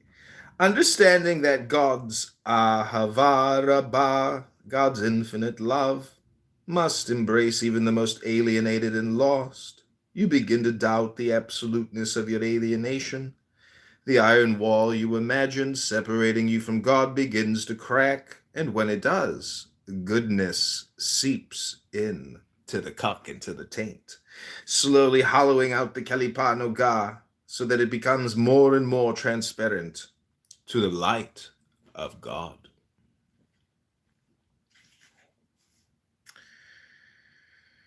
Okay, these are some other subnotes. Bittel, Tevuna. Everything from quarks to quasars has its own level of consciousness, its own innate wisdom and intelligence. Ecclesiastes 7:12. The Alter Rebbe is reading this text unconventionally, rather than assume the it that is possessed is, as the text clearly intends, wisdom. He assumes it refers to life. In this way, the text reads, wisdom gives life to all the living. Wisdom is the life force itself. The Alter Rebbe is playing with the word kok, ma, wisdom, defining it as the capacity to know the essence, kok, of what is ma. The essence is God. So wisdom is the big emphasis. That's really what Torah is. You know, Caleb has said, I have a student, we're going to go study Torah. What he really said is, I have a student, and we're going to go study wisdom. And wisdom gives life to all the living, which is Kokma, which is really Chabad. That's what Chabad deals with, wisdom. That's why they're called Mossad, Supreme Intelligence. Okay, that's been my Torah portion of the day. Rabbanei Shalom. Scott, thank you so much for helping me create this minion. If you'd like, I'd continue to read to the book from the book of the Tanya by the Alter Rebbe. What do you say, Scott? Are you ready to go? Are you ready to convert to Judaism today and renounce Jesus Christ H. Lord as your Lord and Savior? What's my signing bonus? Well, you get a prick on the dick. Draw a little blood, and then you got to answer a couple questions from the bait din to prove that you are now one of the tribe. You said you like to get cocked.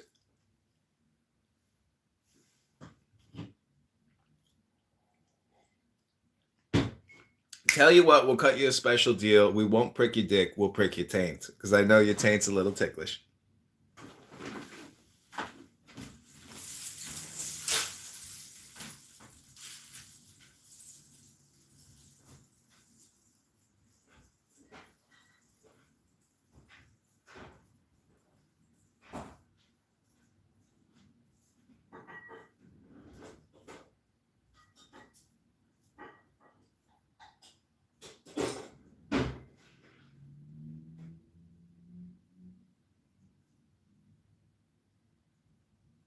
One second, Agent, I'm in line.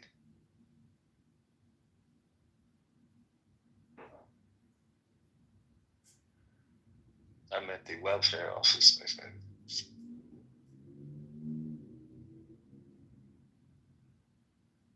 Just here, trying to get my trying to get my food stamps.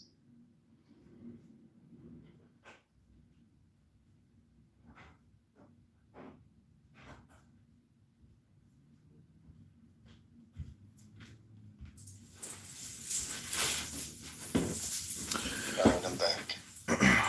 Okay, we're going to read another chapter from the Tanya. Rabbeinu Shalom Yeshakova.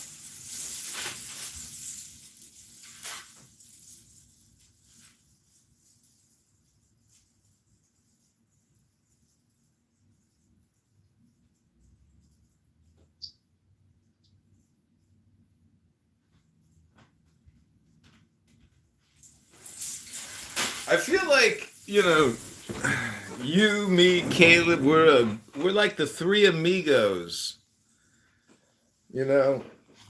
Steve Martin. What's his face? Billy Crystal.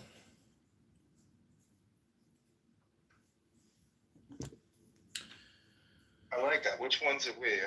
Who's who? I don't know. What was the other guy who always plays that Hollywood guy? Martin Short. The Three Amigos.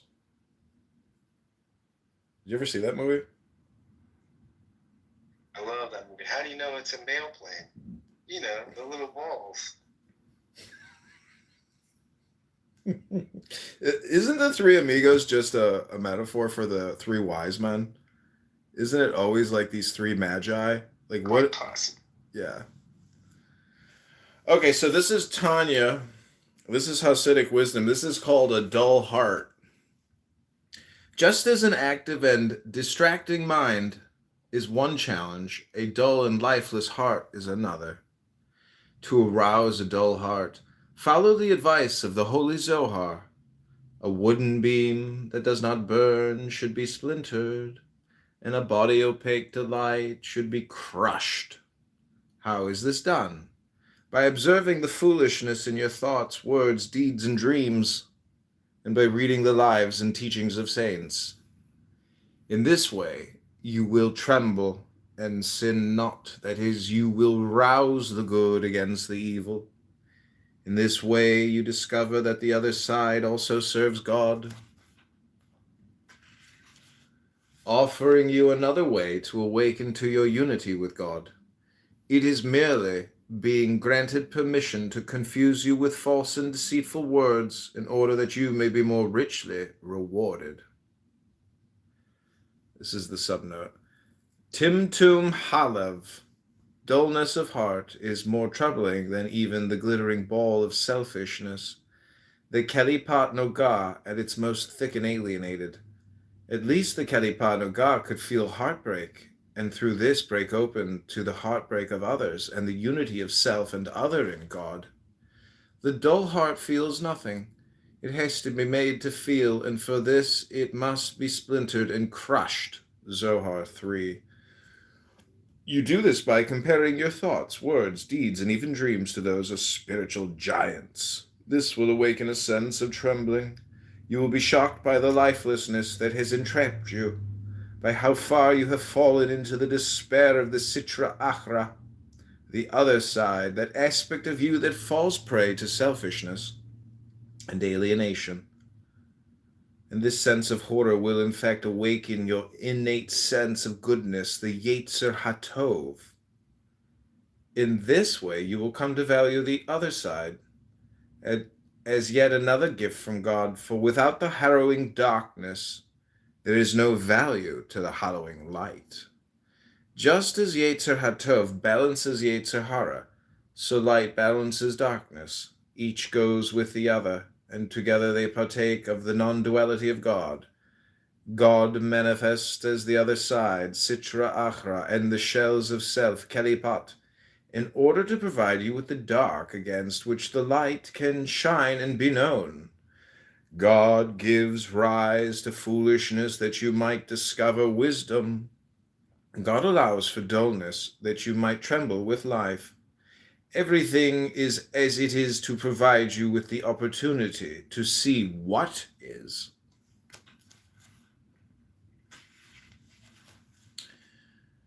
Okay, these are additional subnotes. Those who suffer from Timtum Halev, dullness of heart, cannot address their situation directly. They cannot simply rouse themselves to love of God or neighbor, for dull hearts lack this kind of passion. The temptation of Timtum Halev is to deny how dull your heart is by focusing on the sins of others. The dull of heart rarely sin. They simply lack the energy to do so.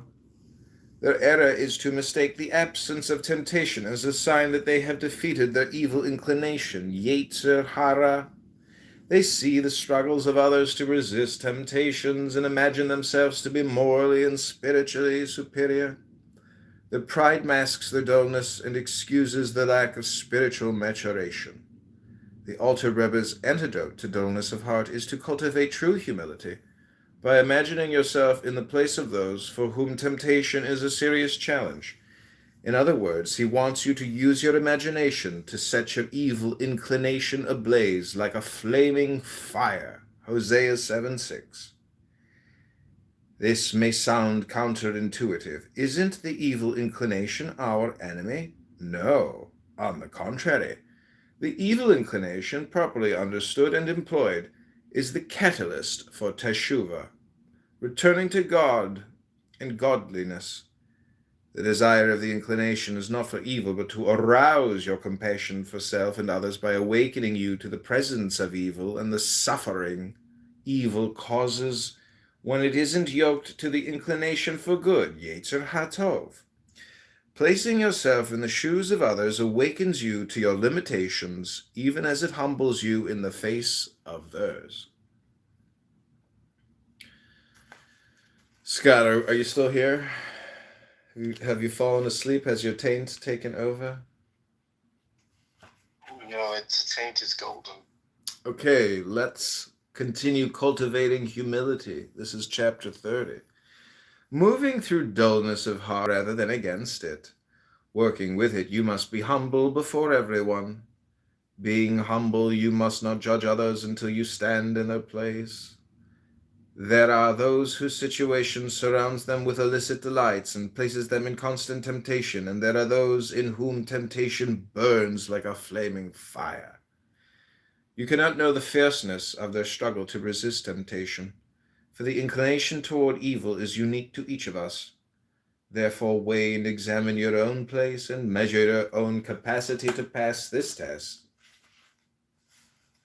Atzvut means depression. Kalipanoga, the spark of God, is always spoken of as feminine, as are the 5 levels of intelligence and the presence of God herself, the Shekhinah. This is to balance the masculine language of God and prevent any idolatrous limitations of God as being male or female. Working with sadness. As you arouse your heart by facing your inclination toward evil, you may find yourself engulfed in a deep and troubling sadness. If so, do not be alarmed. Such sadness arises from and operates within the shell of self, yet it draws energy from your innate yet hidden desire for God and godliness, and thus kindles your passion for self-transformation. To work with sadness, say to yourself, I feel utterly removed from God, yet within me is the light of God, desiring only to return to God. Let me return this spark to her father's house, where she is united with God is God. Therefore I will cry out to God, and God will end this captivity and reunite her with himself. This is the practice known as returning through kindness. It should occupy you all your life. When you admit you are alienated from God, you are also admitting that you know you are alienated from God, and this knowing can only come from a place that is not alienated. Hence, the feeling of alienation stems from a source of integration. Shift your attention to that source, and in time the sadness will be transformed. Teshuvah through masim tovim, literally returning through good deeds. Teshuvah is often translated as repentance, but its literal meaning turning or returning is far more revealing. Repent means to feel remorse, but teshuvah means to use that feeling of remorse to return to God in godliness. The way of returning to God is through acts of godliness, masim tovim, especially acts of selfless kindness. Rabbi Shneur Zalman knows the seductive power of sadness to excuse inaction and spiritual sloth. He also knows that to decry sadness or to insist that you overcome it is simply to strengthen your sense of powerlessness. If you could stop being sad or broken-hearted, you would, but you can't. Insisting that you should is simply silly. The Alter Rebbe is far too wise to allow sadness to keep you from spiritual maturation. Rather than claim sadness as a block that must be removed, he sees it as yet another tool to be used. You are sad and despairing of your ability to overcome selfishness and realize your true nature as a part of God? Good! That very despair can be a doorway to teshuvah, return. Working with depression, atzvut begins with the imagination. Imagine the light of God trapped within the shell of ego. She longs to return home to her source, but your obsession with self prevents this. Feel her pain, her suffering, her longing. This is the deeper atzvut, the deeper heartbreak that will arouse you to be her liberator. How? Through masim tovim, selfless acts of kindness toward others.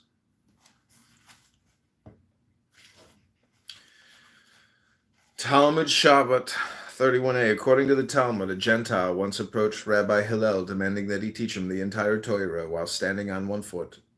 Hillel met the man's challenge, saying, "What is hateful to you, do not do to another." This is the entire Torah. All the rest... Amigo, Adrian, Scott, what's up, brother? I'm reading the Tanya. Okay, everything is okay, bro. Performing selfless acts of kindness, masim tovim, is a direct path to God realization, for it reveals the unity of self and other in with and as God. This is the meaning hidden in the command to love your clown house neighbor as yourself. Okay. Torah doesn't say love your neighbor as you love yourself, for this puts the focus on love. You may or may not love yourself, and even if you do, the self you love is most likely the egoic self of neshama, consciousness that sees itself forever separate from your neighbor. Neshama cannot love anything as part of itself, since the entire purpose of neshama is to maintain the illusion of a separate self. Loving another as yourself moves you beyond self to soul, beyond the isolated ego neshama that sees self and other as part from God, to the integrated soul, chaya, that sees self and other as a part of God. This is why our sages say that turning from self to soul cannot happen in an imperfect place. Zohar 1:216. That is a place of fragmentation. Turning happens when the fragmented self meets the integrated soul. While it is the fragmented self that is turned toward wholeness, the turning itself happens in the soul. Okay, Scott, what'd you think of the Tanya? Did you like it? I knew you were going to like it. I knew your taint was going to be happy. Oh my God, it's tickled and thrilled. Woo!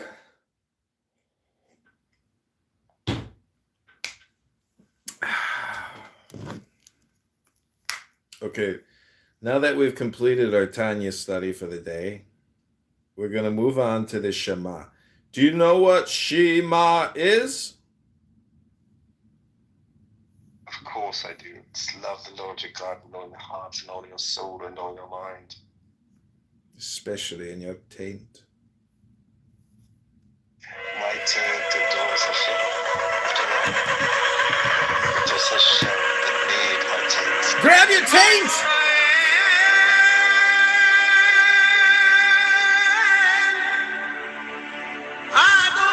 I'm kind of laughing because in chakras, the taint is actually like one of the holy chakras. But it's really just the groin.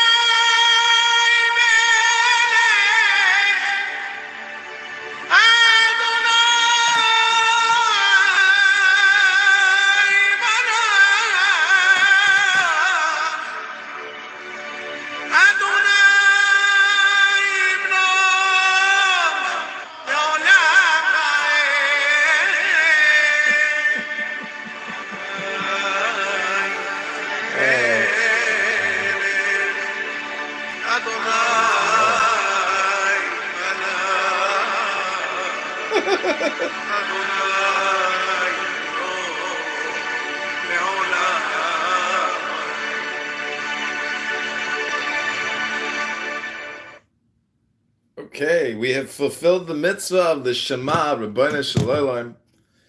I'm going to take us back, and I'm going to give you a powerful hypnosis from Dr. Paul Foster Case. This is called the Bornless Ritual. Want to help drive America's tech? But first, an ad. Edge. Alumni Ventures U.S. Strategic Tech Fund gives you the Bornless Ritual. Thee I invoke, the Bornless One, thee that didst create the earth and the heavens, thee that didst create the night and the day, thee that didst create the darkness and the light. Thou art Asa Arnepha, whom no man hath seen at any time. Thou art Iarbes. Thou art Ea, Apophras Ra. Thou hast distinguished between the just and the unjust. Thou didst make the female and the male. Thou didst produce the seeds and the fruit. Thou didst form men to love one another and to hate one another. I am Anchaf the Konsu, thy prophet, unto whom thou didst commit thy mysteries, the ceremonies of Hem. Thou didst produce the moist and the dry, and that which nourisheth all created life. Hear thou me, for I am the angel of Ptah, Apophras Ra. This is thy true name, handed down to the prophets of Hem.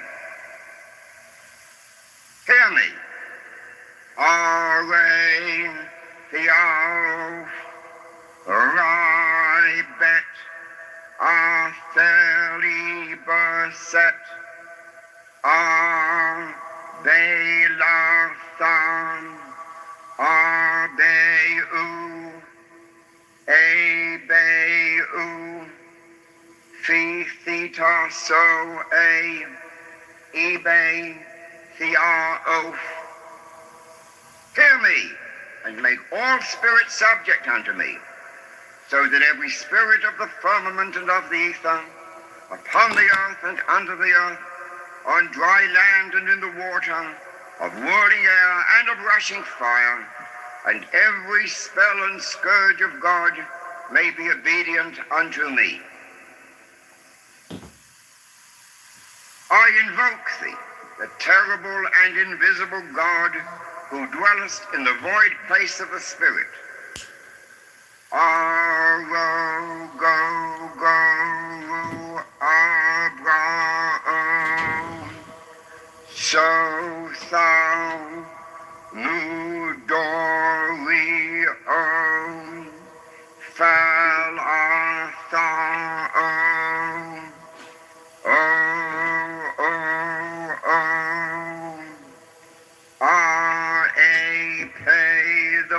formless one, hear me, and make all spirits subject unto me, so that every spirit of the firmament and of the ether, upon the earth and under the earth, on dry land and in the water, of whirling air and of a rushing fire, and every spell and scourge of God may be obedient unto me.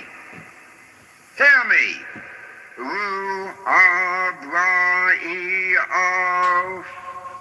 Okay, Scott, we're going to take a break from that. That's Dr. Paul Foster Case, or actually, that is Israel Regardie. I don't know if you know who he is, but he's a famous magician. Okay, I want to read to you this Chinese document that I put in the chat, and I'm going to pin it to the room. I would love for you to read this out loud. This will be like one of our therapeutic book club events. But this document is a very powerful Chinese psychological document. Very powerful. So I'll read it to you, then you read it to me, and together our taints will be free. This is called Xin Xin Ming. The great way is not difficult for those who have no preference. When love and hate are both absent, everything becomes clear and undisguised. Make the smallest distinction, however, and heaven and earth are infinitely set apart. If you wish to see the truth and hold no opinions for or against anything, to set up what you like against what you dislike is the disease of the mind. When the deep meaning of things is not understood, the mind's essential peace is disturbed to no avail. The way is perfect, like the vast space where nothing is lacking and nothing is in excess. Indeed, it is due to our choosing to accept or reject that we do not see the true nature of things. Live neither in the entanglements of outer things nor in the inner feelings of emptiness. Be serene in the oneness of things, and such erroneous views will disappear by themselves. When you try to stop activity, you achieve passivity. Your very efforts fills you with activity. As long as you remain in one extreme or the other, you will never know oneness. And those who do not live in the single way fail in both activity and passivity. Assertion and denial. To deny the reality of things is to miss their reality. To assert the emptiness of things is to miss their reality. The more you talk and think about it, the further astray you wander from the truth. Stop talking and thinking, and there is nothing you will not be able to know. To return to the root is to find the meaning, but to pursue appearances is to miss the source. At the moment of inner enlightenment, there is going beyond appearance and emptiness. The changes that appear to occur in the empty world we call real only because of our ignorance. Do not search for the truth, only cease to cherish opinions. Do not remain in the dualistic state. Avoid such pursuits carefully. If there is even a trace of this and that of right and wrong, the mind essence will be lost in confusion. Although all dualities come from the one, do not be attached even to this one. When the mind exists undisturbed in the way, nothing in the world can offend. And when a thing can no longer offend, it ceases to exist in the old way. When no discriminating thoughts arise, the old mind ceases to exist. When thought objects vanish, the thinking subject vanishes. As when the mind vanishes, objects vanish. Things are objects because of the subject, mind. The mind subject is such because of things, objects. Understand the relativity of these two and the basic reality. The unity of emptiness. In this emptiness, the two are indistinguishable, and each contains in itself the whole world. If you do not discriminate between coarse and fine, you will not be tempted to prejudice and opinion. To live in the great way is neither easy nor difficult, but those with limited views are fearful and irresolute. The faster they hurry, the slower they go. And clinging attachment cannot be limited. Even to be attached to the idea of enlightenment is to go astray. Just let things be in their own way. and there will be neither coming nor going. Obey the nature of things, your own nature, and you will walk freely and undisturbed. When thought is in bondage, the truth is hidden, for everything is murky and unclear, and the burdensome practice of judging brings annoyance and weariness. What benefit can be derived from distinctions and separation? If you wish to move in the one way, do not dislike even the world of senses and ideas. Indeed, to accept them fully is identical with true enlightenment. The wise man strives to know goals, but the foolish man fetters himself. There is one Dharma, not many. Distinctions arise from the clinging needs of the ignorant. To seek mind with the discriminating mind is the greatest of all mistakes. Rest and unrest arrive from illusion. With enlightenment there is no liking and disliking. All dualities come from ignorant inference. They are like dreams of flowers in the air, foolish to try to grasp them. Gain and loss, right and wrong, such thoughts must finally be abolished at once. If the eye never sleeps, all dreams will naturally cease. If the mind makes no discriminations, the 10,000 things are as they are of single essence. To understand the mystery of this one essence is to be released from all entanglements. When all things are seen equally, the timeless self-essence is reached. No comparisons or analogies are possible in this causeless, relationless state. Consider movement stationary, and the stationary in motion. Both movement and rest disappear. When such dualities cease to exist, oneness itself cannot exist. To this ultimate finality no law or description applies, for the unified mind in accord with the way all self-centered striving ceases. Doubts and irresolutions vanish, and life in true faith is possible. With a single stroke we are freed from bondage. Nothing clings to us, and we hold to nothing. All is empty, clear, self-illuminating, with no exertion of the mind's power. Here thought, feeling, knowledge, and imagination are of no value. In this world of suchness, there is neither self nor other than self. To come directly into harmony with this reality, just simply say, when doubts arise, not to. In this not to, nothing is separate, nothing is excluded, no matter when or where.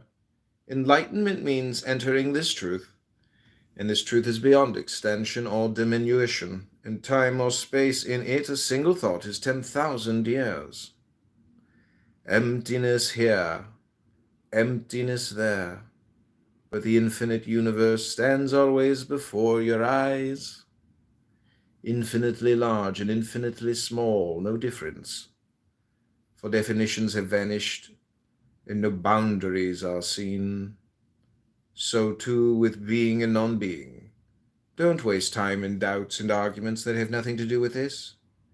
One thing, all things, move among and intermingle without distinction.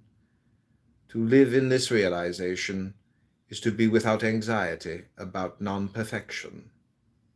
To live in this faith is the road to non-duality, because the non-dual is one with the trusting mind.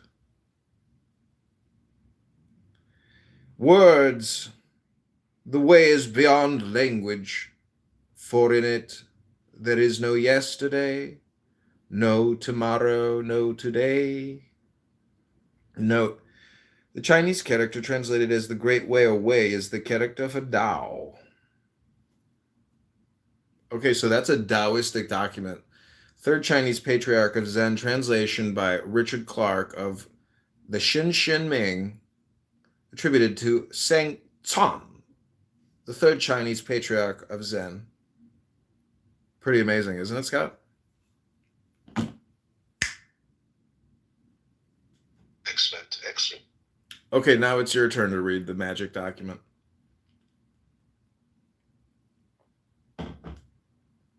This is not right now because I'm in the government office and they don't like me talking there.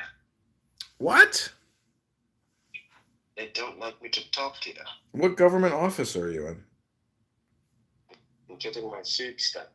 You're getting food stamps. Yes. Holy shit! I gotta get me some food stamps. Mario Dom Babylon Balbin Abaf Asalo Nai Arthen Eo E Photeth Abra Sex R-A-O-O-U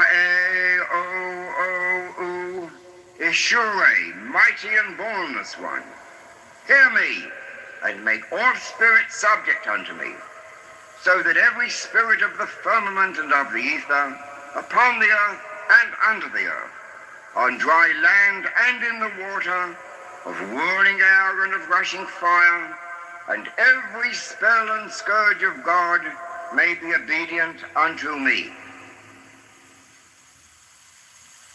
I invoke thee, Ma Bara E-O E-O-L Kotham Athori Balo Abraf.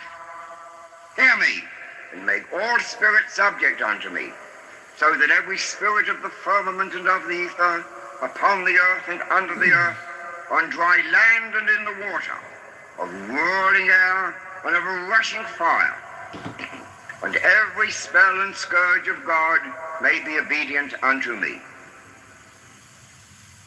Hear me.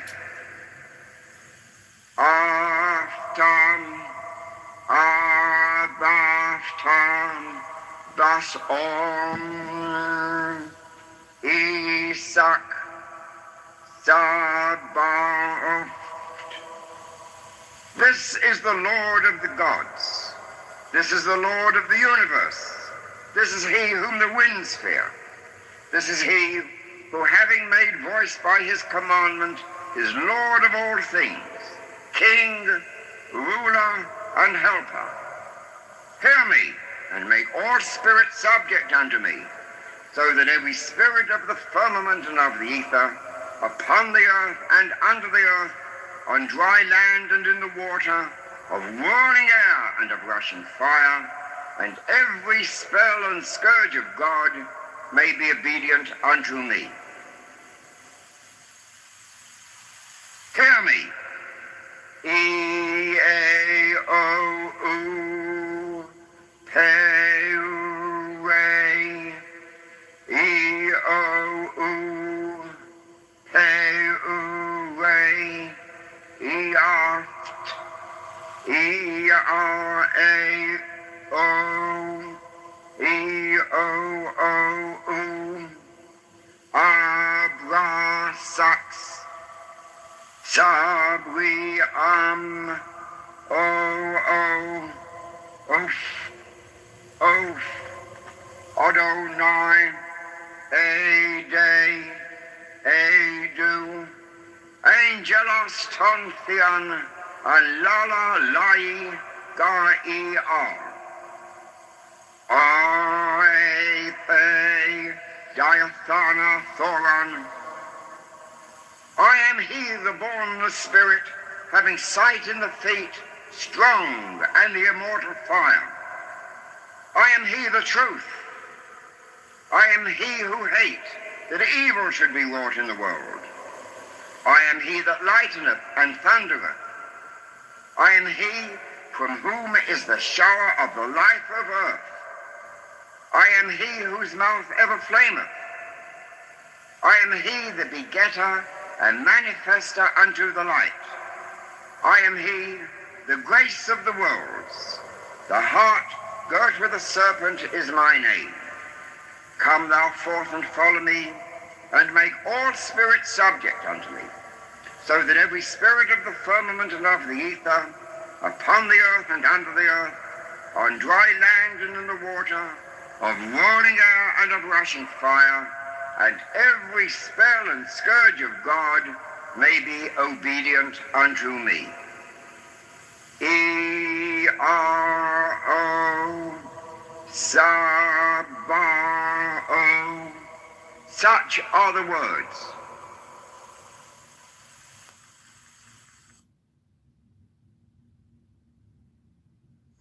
Rule number 3, you can't get rich slow. When I owned 100 houses, When I owned 100 houses, he started crying. He teared up. He lost it all. Okay, so I'm going to read to you something called The Rights of Man. It's by Crowley. It's a very powerful neurolinguistic programming document.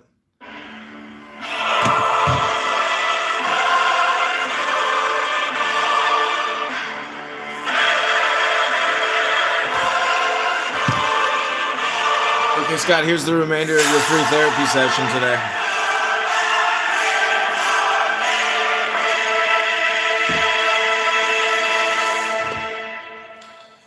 The law of the strong.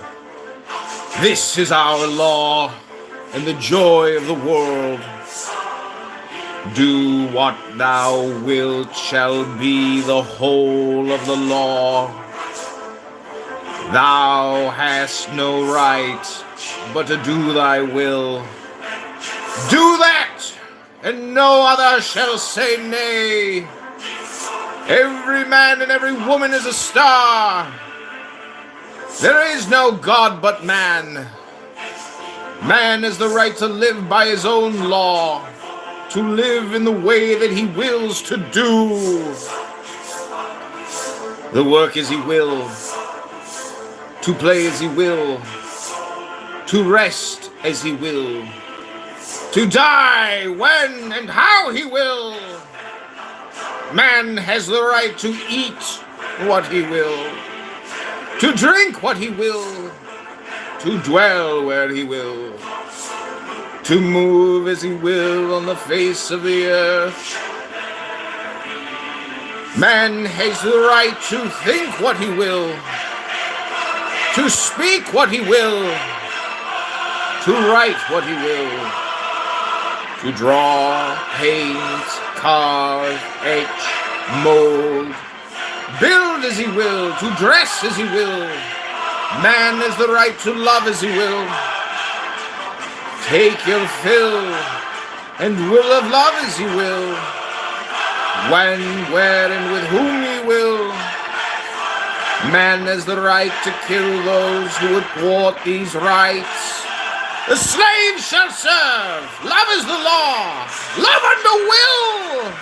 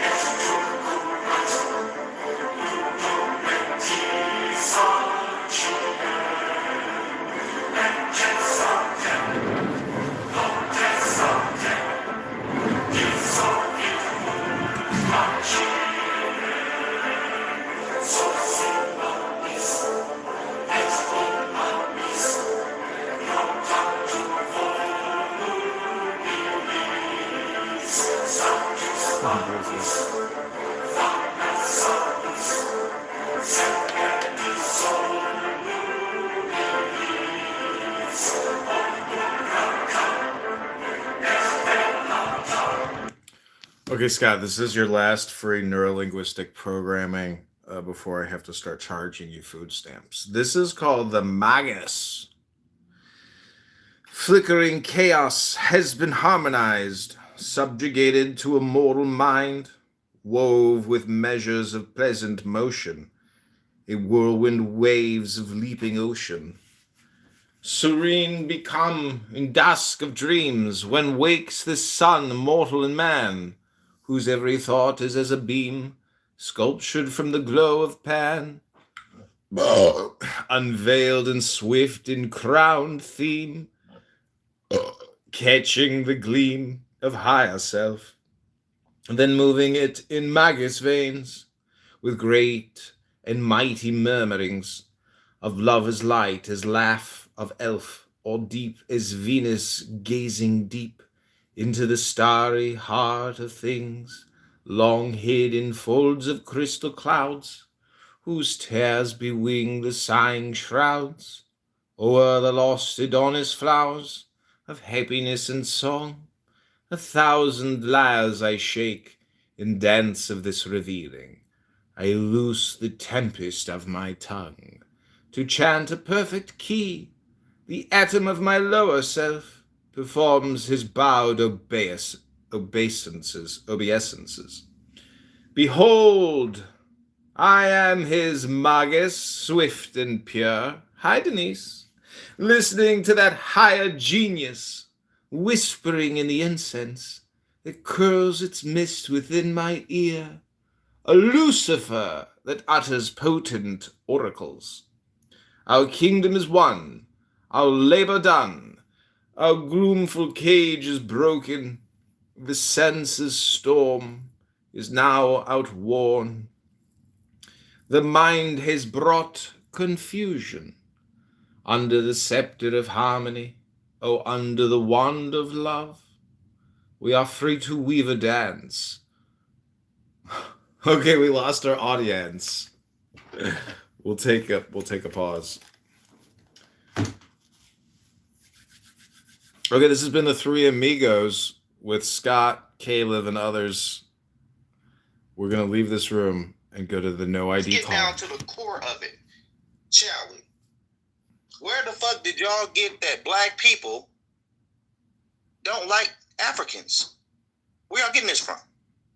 Might I bring up Blaming Africans for the slave trade. I think that's what's being responded. Let's try this again for all the slow people in the back of the class. Where are you getting that black people do not like Africans? We've been hearing this for a long time. Can I answer this? We've been hearing this for a long time. We don't got to talk about.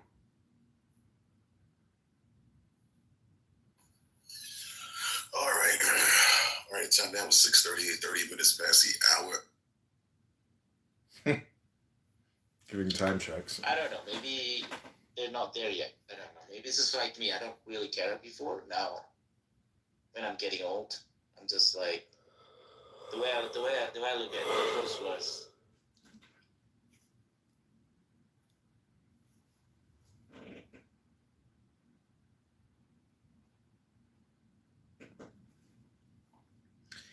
Hello, moderators. I'd like to read something about self-awareness. Okay.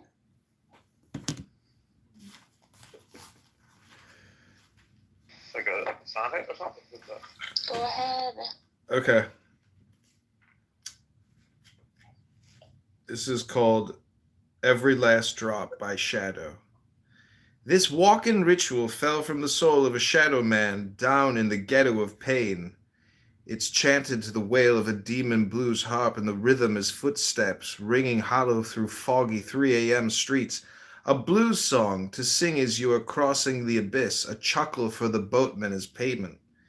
The desert is bleak and barren, and nighttime is so damn black. The air is thick and heavy, and the wind whispers turn back. As a distant echo, wind whispers turn back. Flies, they are a-swarming. Scorpions and rattlers nip. It kicked me.